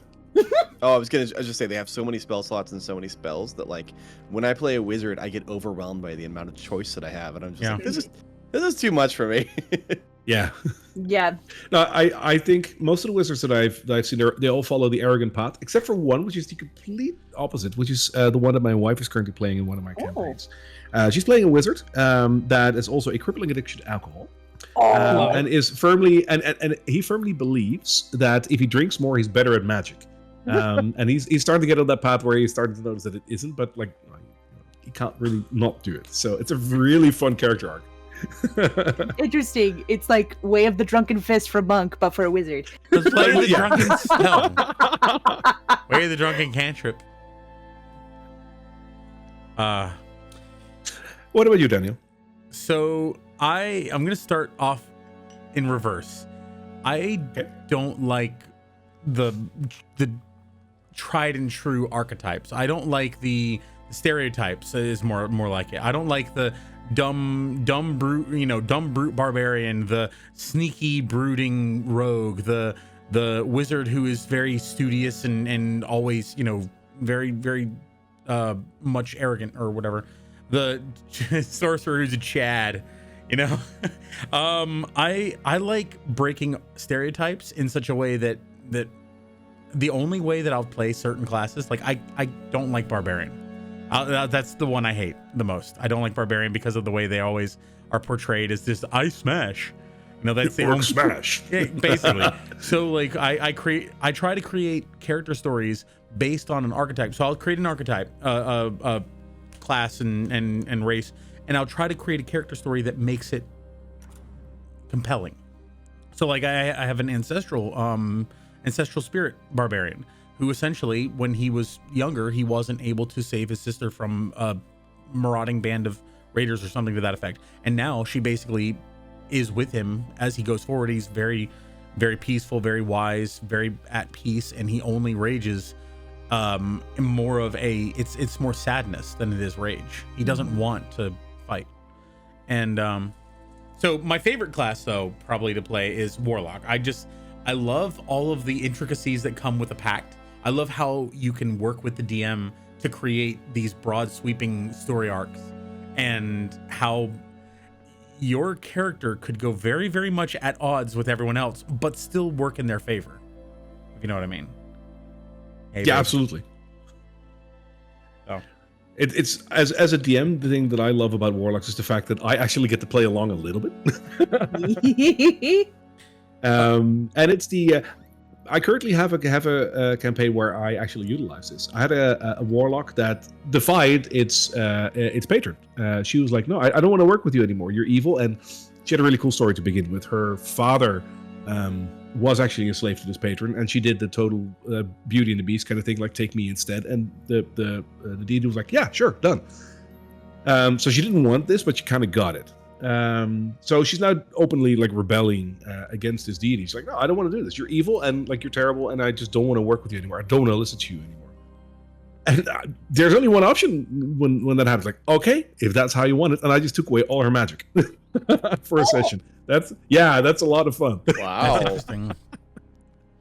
Yeah, I think and just to finish off, I think Celestial Pact is my favorite. Because I imagine Celestials more as kind of I'm above you asshole kind of personalities. So I have a great character that I used in a one shot with you, Barry, Skarsnik, the Agatha, who is essentially she was the BBEG one day a long time ago, and she got like basically a Celestial came to her and said, "Okay, you got two options. I'm going to rake your soul across all hellish planes in existence, or you work for me now." And it was just like this begrudging, I'm going to find power to overcome you one day, but until then I'll do your bidding. And I like that. That's the only way I can play an evil character is someone who's forced to be good. So anyway, that was cool. Fun times. That was a good conversation. Yeah. Yeah, I like that. We should do this more often. Wait, we do. Yes. All right, but we also do have a game to play. So I think without further ado, let's open up that intro and let's get back into the ruins. Sounds like which I think we're actually keen to answer. So let me just scroll back. Dragon, you asked, what is an item you would give or want to be given, but you know you won't get in this adventure? You three, take it away. I'll take notes, by the way. If it's a good item, I'll consider. Oh, okay. That changes things. I need to think about this. Yeah, I hadn't really given this thought yet. All right. I'm gonna come up with one. If I come up with, I'll go first, so you guys have a chance to think, and then if I think of something better, I'll retcon. Sure. First thing on top of my mind is the wand of box removal. Was a fantastic item in our last campaign. It had a lot of other effects, but I mean, we were basically just figuring it out. We pointed at stuff, and if it did stuff, we knew what it did. So obviously, we pointed at a box, and the box disappeared. So it was a wand of box removal. Pointed at a crow. Help me remember. Was that the Rod of Random or the Wand of Wonder? It was the Wand of Wonder, I think. It did add 20 random effects, and one of them was Fireball. So we cast. We pointed at a crow at one point, and I cast Fireball, and it was the Wand of Crow Explosion or Raven Explosion or something like that. Excrosion? No. Anyway, it did a lot of things, and we never knew exactly what it would do. So it was great. I thought about it a little bit. I've got one. I think the way that I play Petro, like he uses non-combat abilities a lot to get out of situations. So disguise self and the little invisibility thing that he has. have been like really useful in certain circumstances. So I think adding to that utility kit would be fun. There's this item that I gave one of my players in a campaign that we did called the Cape of Mountebank, which allows you to cast Dimension Door. That would be cool. Something like that allows me to, kind of misty step out of a situation or get to a place that is otherwise difficult to access. Something like that would be really cool. I like those kind of movement abilities. That would also allow you to bring A, another person, and B, anything you both can carry. And Petro can carry a lot. Yeah, that's true. That's true. Grabs a boulder. You're coming with me, boulder. There are some restrictions, but yeah, like generally that is. Gosh, I think for mine, funny enough, I just got this in one of my other campaigns I play in as, but unfortunately, it is a bard restricted item. It is the instrument of scribing. Oh, so yes. for that specific bard that I'm playing, she's joined the Harpers, so it's perfect for her. And she still has yet to use it to write her secret messages while she's playing, but I'm excited to start using it. But that is something that I personally love using, but I know I can't have it because I am playing a fighter. Unfortunately, I am not a bard today. Dragon in chat said deck of many things, which no thank you. that can screw up your campaign, man. So you're saying this deck of cards can do all kinds of these magical effects? I gotta study this. There's two magic items. I'm imagining a deck of many things in the world that's like filled with delirium and how that would get all like even worse in that world. Is this your card? Fireball. Oh look, all the delirium is exploding. Fantastic. You had something, Barry? Yeah, so there's two magic items that I just hold dear to heart. One is the Cape of Billowing, as that is the very first magic item I ever gave away, and it's such a shitty magic item. You can just, I believe it's even like a full action, it's even a bonus action. Like as an action, you can make your cape look like dreadfully billowing. Corey would use that so amazingly. He would, don't worry, everybody, we're here to save you. But we are heroes. That'll be a 30 gold starting fee. I think oh my god! I think you gave one of us one of those in one of our one shots. I think, if I'm remembering correctly. Yeah, it could be. Like it's one of those things I just love. It's just like I like when I need like a random magic item. It's the first one that pops to mind. Like local building because it's cute. The other one, which another like magic item that is just like it always creates hilarious situations. It's the Bag of Tricks. It's for those of you that don't know it, it's a small pouch. It has a couple like very small fuzzy balls in it. Yeah. When you pick a little ball out and you throw it, you have to throw a d12, and whatever you throw, that kind of animal just pops into existence for a day. And depending on what kind of bag you have, you can literally just throw like a giant bear or a bird. And they obey your command. They disappear after like 24 hours, I believe, or at sunrise. But players always find reasons to use that in the most hilarious scenario, like situations possible. The best one yet that I've had was in a Curse of Strahd playthrough where they're trying to revive basically sort of like a Monster of Frankenstein kind of situation. And they were like, this creature needs a heart. So they summoned in a rhino. They killed the rhino, pulled its heart out, and this is like a non-existent like item after 24 hours. They put this into this monster, jolted lightning through it. It basically became like a not so smart creature because like there's a part rhino in there, and 24 hours later he just like oh no, it's alive. Oh no, not that's anymore. horrifying, but also very clever and interesting. Like, play a creativity, man. That's surpasses any magic item. Yeah. So the other thing, anything that involves telepathy, just because I'm envisioning that Corey actually created a little communicators, like earpieces. So we get the whole Mission Impossible vibe. Dun, dun, dun, dun. Petro, are you in position? And he's just. All right, Briar, I'm gonna need you to go over up the ladder over there. Oh, is that for me? Climb this ladder? Okay. Oh, Briar! I said Briar! Petro! Get back in your hiding spot! No! Oh, God. That would go south real quick. Yes, it would. And we had a question from ourselves as well, which was if we're talking like campaigns, right? Is there a setting in the broadest way possible. So even beyond like just like the 5e setting of like Faerun, is there a setting that you would want to play an adventure in at some point? The verse. The what? The verse from Serenity. Oh yeah. That's Firefly, isn't it? Yeah. Yeah. Basically Space Jammer, but cowboys. Or Spelljammer, but cowboys. Yeah. Space Jam. Yeah. I love it. Yeah, Spelljammer might be one of mine. I think for a little while, I was making my own system that was based on the John Wick universe. I think that'd be pretty interesting as well. Ooh, that'd be fun. Everyone's a gunslinger. Basically. Honestly, for me, it's always going to be Lord of the Rings for me. I love Lord of the Rings style setups, but that's just because I'm a very big Lord of the Rings fan. Another thing that'd be kind of cool too is kind of like a Stranger Things kind of aspect. Welcome, Yeah, like people. kids with bikes. Yeah. Like just be kids with bikes and then having to be in one point where you're in the normal world and then the next. Actually, that would also kind of fall into like a Silent Hill aspect where like one instance the world is normal and then the next it switches. And then it's not your normal world anymore. Yeah, interesting. But it's a reverse. The upside down. Mm-hmm. That would be kind of cool. Mm-hmm. Yeah.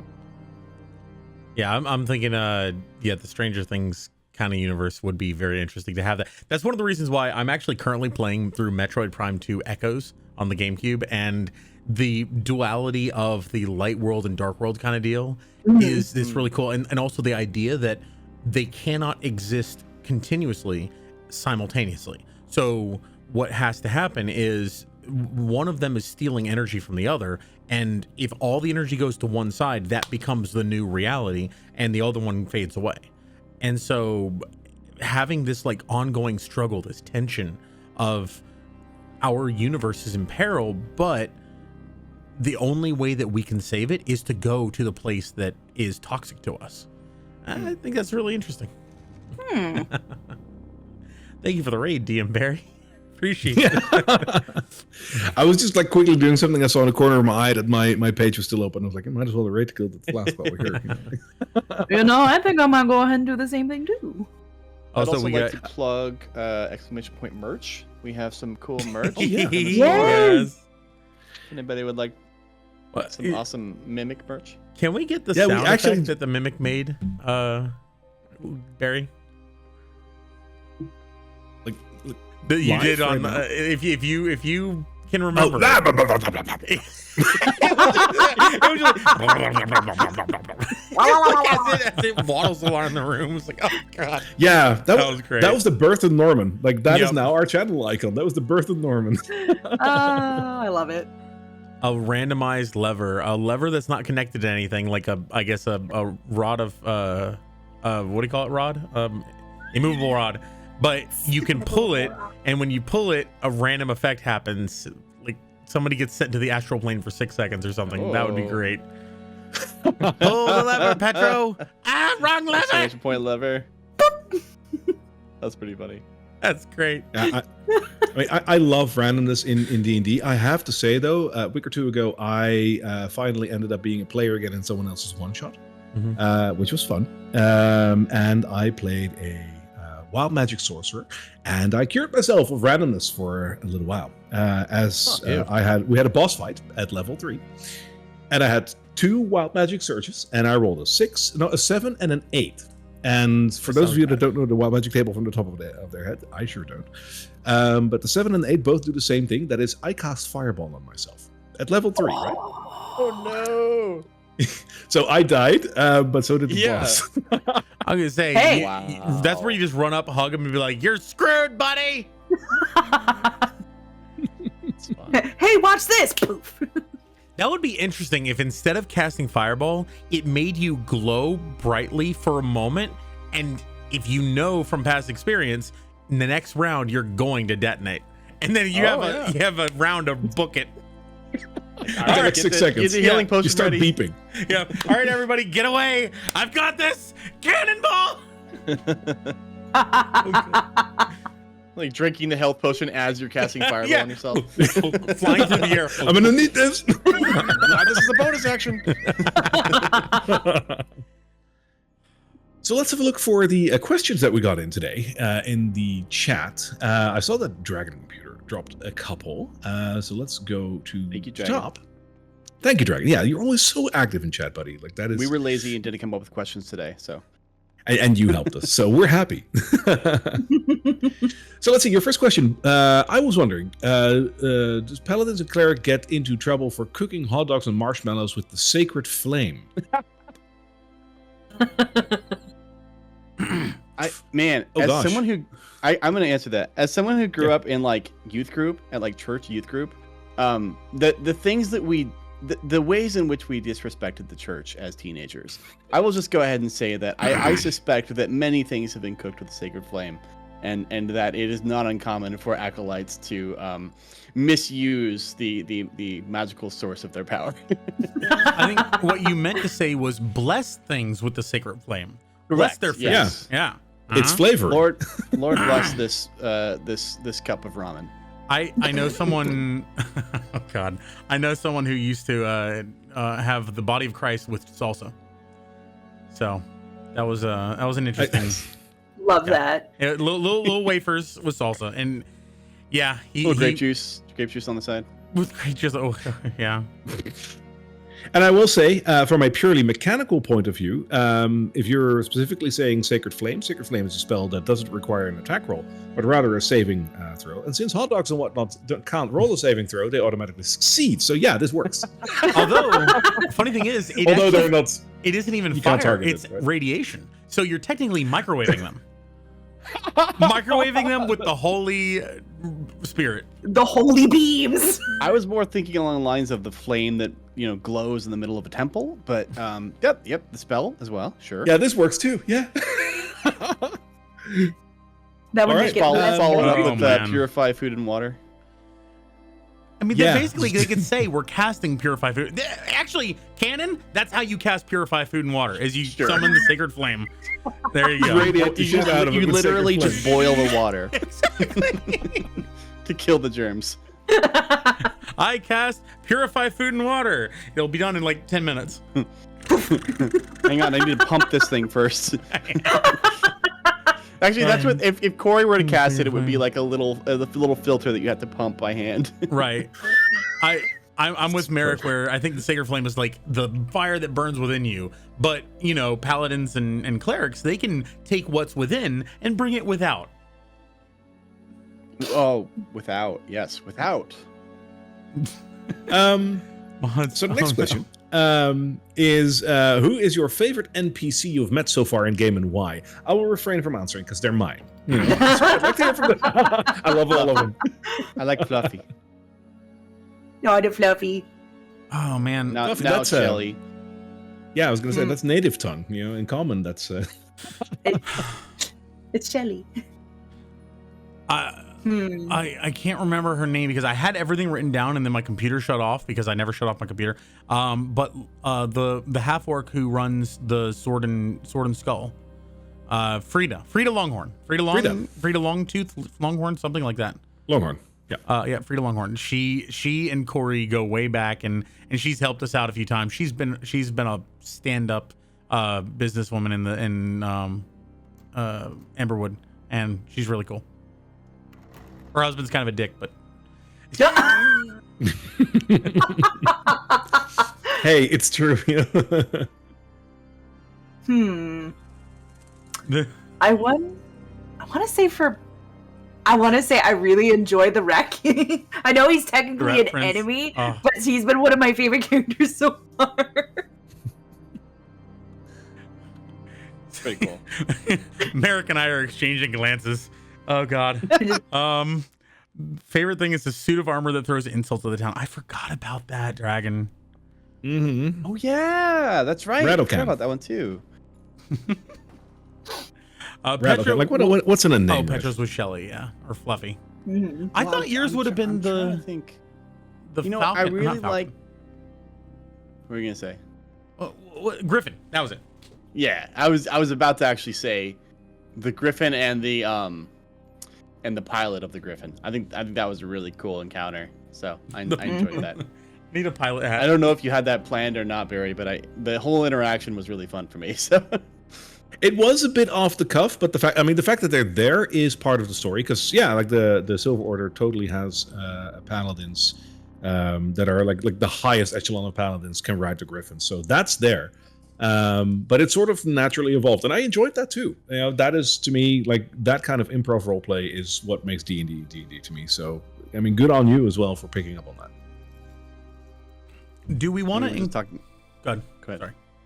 We were just talking about how we had the. I was just looking through my inventory and I was like, oh yeah. And one of the things that I was saying, oh yeah, to was the Griffin feather that's in my inventory. So.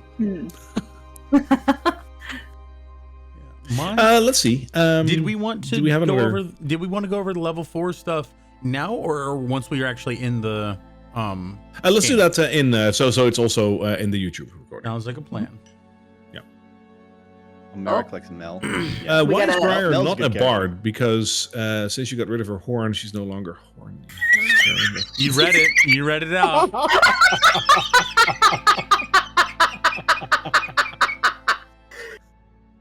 Ooh, somebody who met you at TwitchCon is here. Nice. Yeah, there's a couple of people here from TwitchCon actually. Yeah. Oh wait, I can actually do things. For those of you that have been to TwitchCon and that have seen me, hi guys, this is my stream. Well, our stream. Yeah, this is where we like to hang out and do twitchy things. We also play D&D, but we're not doing that yet.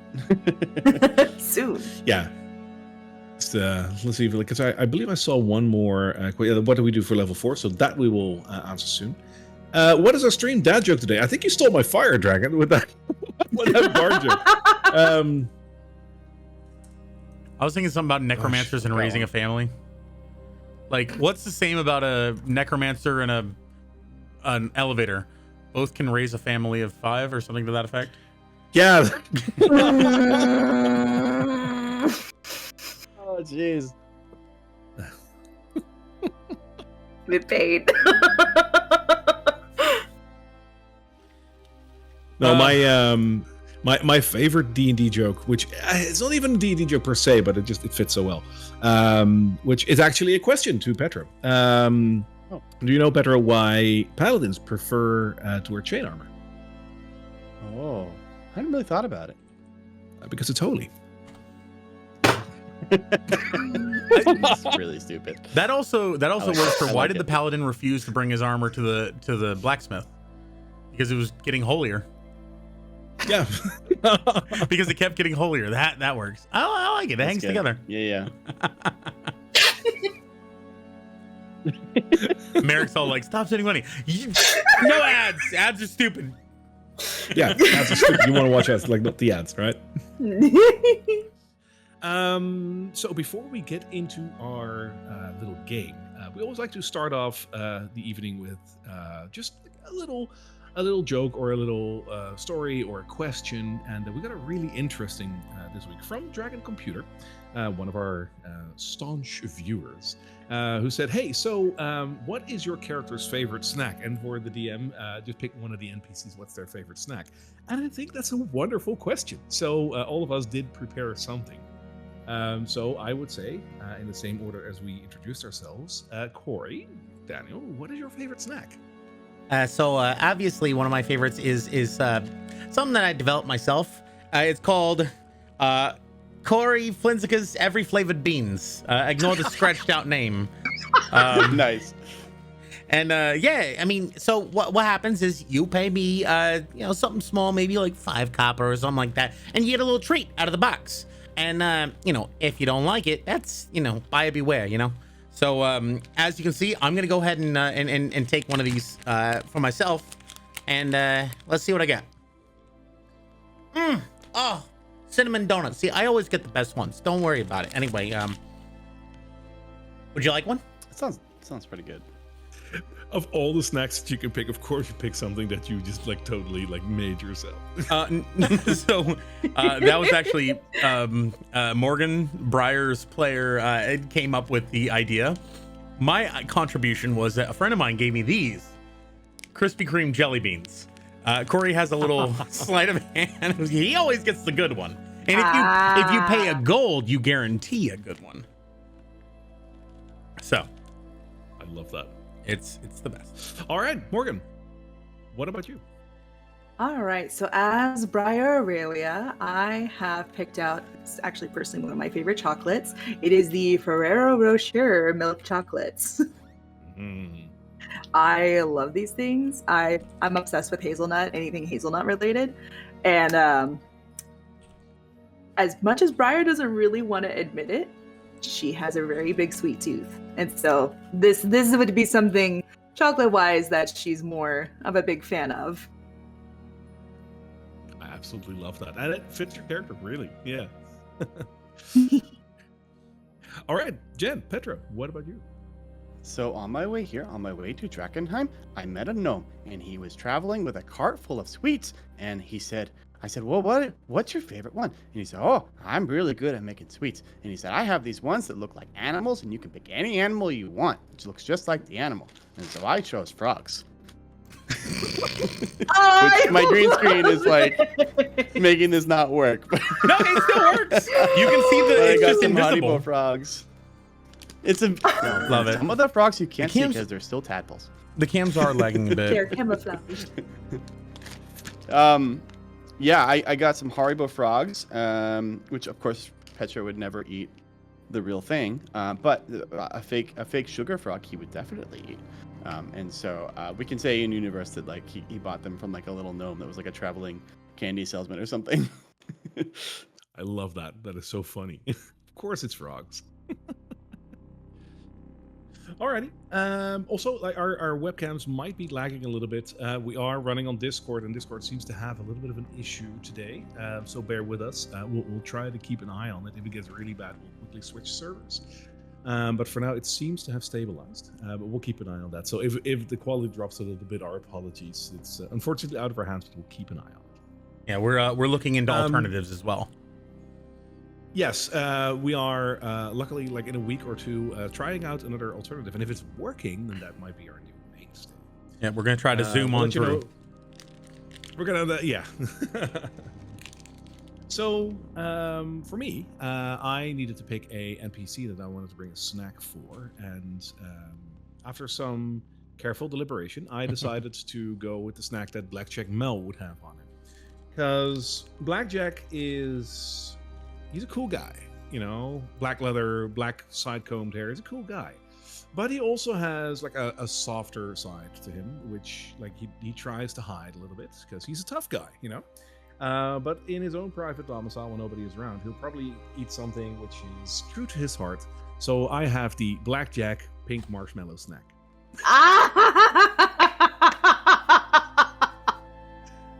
They're little marshmallows. They're sugar coated and they're delicious. My daughter loves these, and I do too.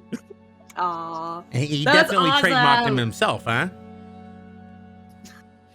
Nah, it's like, you know, I just come around like every once in a while, like, you know, just I love it. Oh, cool! You found my Blackjack inspired snacks. I made those. Yes. So you know, who's selling them to you? Because I can make more. And we just run into them, you know, every once in a while. We just see someone, and they keep they apparently they're carrying them, and you know, I got another load. It's that simple. Interesting. Okay. Stealing from my clients. So I'm gonna post a picture of my snack to the Discord if anybody wants to see, since it doesn't really show up on camera very well here. But they are those little green frogs that are like white on the bottom, right? Yeah, They are green, but you cannot see them right now because my green screen is also green. Fair.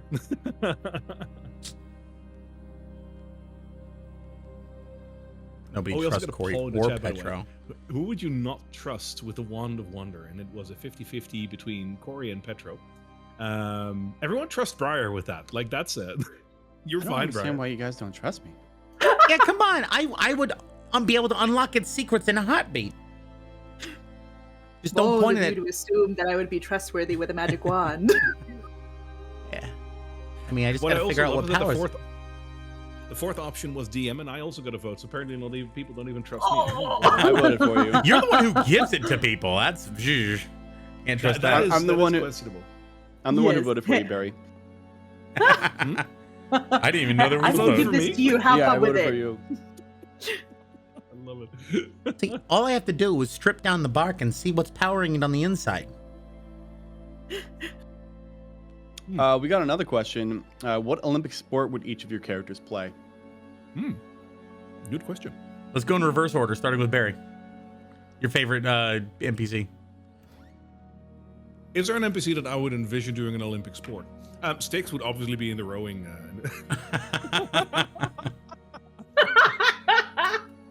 I can That's imagine. a given, right? I can imagine javelin throwing would be a pretty prominent one in Drakkenheim. Yeah, that's. Is I'm thinking sculpting a of, like- sport?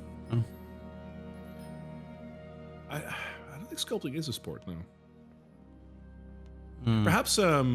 Perhaps one of the members of the Amethyst Academy is going to do chess. Like that's also like dragon chess. Hmm. What about you, Petra? I'm Googling Olympic sports right now. I can see him playing A shot- basketball. He's shot rather put. tall. I'm thinking shot see put or here. something like that because he's strong. Shot put. That's pretty good. Yeah, anything that involves. Oh, weightlifting is Olympic sport. That could be it. Curling. He would curl a bench Yes. bar, like something that other people Yeah, bench. He would curl it. I could see Petra really enjoying curling. I'm gonna go with curling. See, it's a really slow sport, but it's also very nice. That's so Petro. I'm also thinking Petro might just be like on the sides as the medic of the Olympics. Like, oh, he looks Oh, like he yeah. got a boo boo. Let me heal that. I like that. What about you, Morgan? I think for Briar, I know there's archery as an Olympic sport. I'm not too sure. Well, shot put would be another one that she would do too, just because, shooting a gun, hitting the Oh, shot Hitting put the is, disc in is the air. throwing something. That's you're skeet shooting. Yeah, What's the Yeah, skeet skeet shooting. shooting. skeet shooting? That's what it was. Yeah, Yeah. clay pigeons. Oh, for sure. Yeah. I was also thinking Or like dagger decathlon. throwing or knife throwing or anything like that. I can just see this happening. Just like Briar just being there, like shooting clay pigeons, and then after like Yes. 3 or 4 like successful shots, like Petro comes running up, like, don't. That's you're shooting pigeons. Like, What did those pigeons ever do to you? Destroy the pigeons. Dragon, to answer your question, I think suggestion box is probably the best place. Yeah. You can ask a question. Why? yeah, absolutely. Why are you shooting them? And why have you transmogrified them into stone? You're an evil person. I think Corey, if we're gonna go the same route with the whole Petro being a healer, Corey would be in the stands selling people overpriced snacks, and Yeah, probably hot dogs and whatnot. lifting items from people who weren't paying attention potentially. Either that, or if there's anything revolving around climbing, he would try to disguise himself as a human, and then enter and just be miraculous at climbing because tabaxis can have a climbing speed. So Would you have one of those really tacky T-shirt cannons, like one of those things that you can shoot T-shirts with into the audience? oh, a tacky? It would be That is very amazing. tacky. It would be the best. He would have a t-shirt cannon that if anything went wrong, he could take the t-shirt out and put like a loaded shot or something in it. It would turn into a regular cannon. All right, everybody, fire in the hole. Who wants some merch? Get in line. And then Say- suddenly Better explodes in the distance. Oops, wrong cannon. Like Flint's Emporium T-shirts. With a little receipt on it that says you owe 20 gold. That's good. We're catching it. Yeah. Say hello to my clothing friend. God. Exactly, Chowder. Those t-shirts launchers aren't tacky. They're profitable. Love it. All right. I Do we gotta have get any these more frogs away questions? from me. I'm gonna eat them all. Dragon did ask when a suggestion bot said, if you went back into town and could buy any magical items in the D&D handbook, what would your character buy and why? Ooh, that's a good question. Yeah. Say you get like offered one magical item each. What would you pick? If you know one from the top of your head. I'd know as a player. Let me put this out there, and this is free. I know tip what you're for going. DMs out there. Mm. Well, yeah, probably because I've told you this before, I believe. So free tip for DMs out there, whenever you play a one-shot or a campaign and you want to offer your players a free magic item, make sure that you bar this thing, because most DMs are like, well, I don't want to give him a rare or a legendary item because that's dangerous. So you can pick an uncommon magic item. But there's a couple out there that should not be uncommon. One of them is winged boots. You get a flying speed. That's an uncommon magic item. For 4 hours a day. Yeah. Which is basically like, if you're, it's just the entire day if you're not flying constantly. It's all your combat. You can fly. That's so dangerous. Yep. Now, I'm thinking something closer to the all-purpose tool is the very practical choice for an artificer. Yeah. But then there's a few others. A grappling gun would be cool. Yeah. I don't know if this exists, but like if I could get armor that doesn't give me disadvantage on stealth. Yep. Like it doesn't even have to help me in Mithril. stealth. Mithril, But just baby. like not having disadvantage anymore would be nice. Yeah, so You if do we need to could have get, if we could get that. You need to have proficiency with armor, which you do, because that is the one misconception. A lot of people are like, "Oh, you can wear that even if you don't have proficient." No, you do have to have proficiency. Yeah. But if you do, it negates the stealth issue. Okay, good to know. Yeah, because it just sucks being the one in the group that's like, yeah, I have disadvantage every single time that we roll stealth unless I like take off all of my armor, which is Luckily, the reason that I'm useful to the group. So. We haven't been very stealthy, to be honest. We've been That's just true. randomly rocking up the street. Yeah. I like to see it as But you you're have doing it well as well, right? Like you've only walked into a troll at some point. and Yeah, we almost died a few times. It's fine. the last one with the witch actually, like, it went surprisingly well at the start, and then it got real bad real fast. But I say you have disadvantage in stealth, but you have proficiency in distraction. That's true. You just have to shake. Good way to put it. Just walk up the street, shake your booty. Goodness. So, any other magic items that you would want to pick, like straight off the bat? There's a couple of ones that are pretty okay as a starting magic item. Like it's just ones that allow you to use it as a spell focus, and they also give you like a +1 or +2 on your like attack and your spell DC. Like that's wonderful as a simple magic item. How about a spell rot tattoo of distort value? Corey can constantly make things more valuable or less valuable just by he can do it once per day, essentially. That's a magic item that pays for itself. Like Exactly. Isn't there a magic item that like purifies water for you? Oh yeah, Is that a thing? there's well, I don't know if there is one that purifies water for you, but there is sort of like an endless decanter that basically just pours Decanter of purified endless water, Yeah. yeah. In Drakkenheim, that would be very useful. Yes. Oh yeah. One that you can also use for that is an alchemy jug. I was gonna say an alchemist jug. Alchemist jug is actually one of the only magic item duplications that I was looking at as an infusion. All the other ones are kind of meh. Alchemist jugs are great, like because it can basically make within reason every liquid. It can't make lava, but you just want to have a whole lava. Yeah, there's a limit. And suddenly we're playing Minecraft. You can do like What about one molten steel? I think you do like 1 cup of poison or something like that. A very small dose of poison. Yeah, which is like imagine the options with that. So it doesn't have to be just water or wine or something like that. It can be any liquid within reason. Chowder says free mayo. Isn't it like 8 gallons of mayo you can make with this or something like that? It's absurd the amount of mayonnaise that you can make with this alchemy jug. Guys, I can already see the role play coming from this, and I'm gonna say no. Two people pinning an enemy to the ground and opening his mouth, and someone else putting the alchemy jug in it. Like, create or hot sauce. I don't know why you jump right to that, because I was thinking of just like if you can make mayo, why can't you make ketchup or mustard? And so we can have a whole picnic for the entire like hooded lanterns and charge them. Easy. Why charge them? Why not charge free food? Free food? Are you serious, Brian? That would be what do we live in? Communist time? Whoa. What is this, Drakkenheim? This is Drakkenheim? This is closer to anarchy. Anarchist time?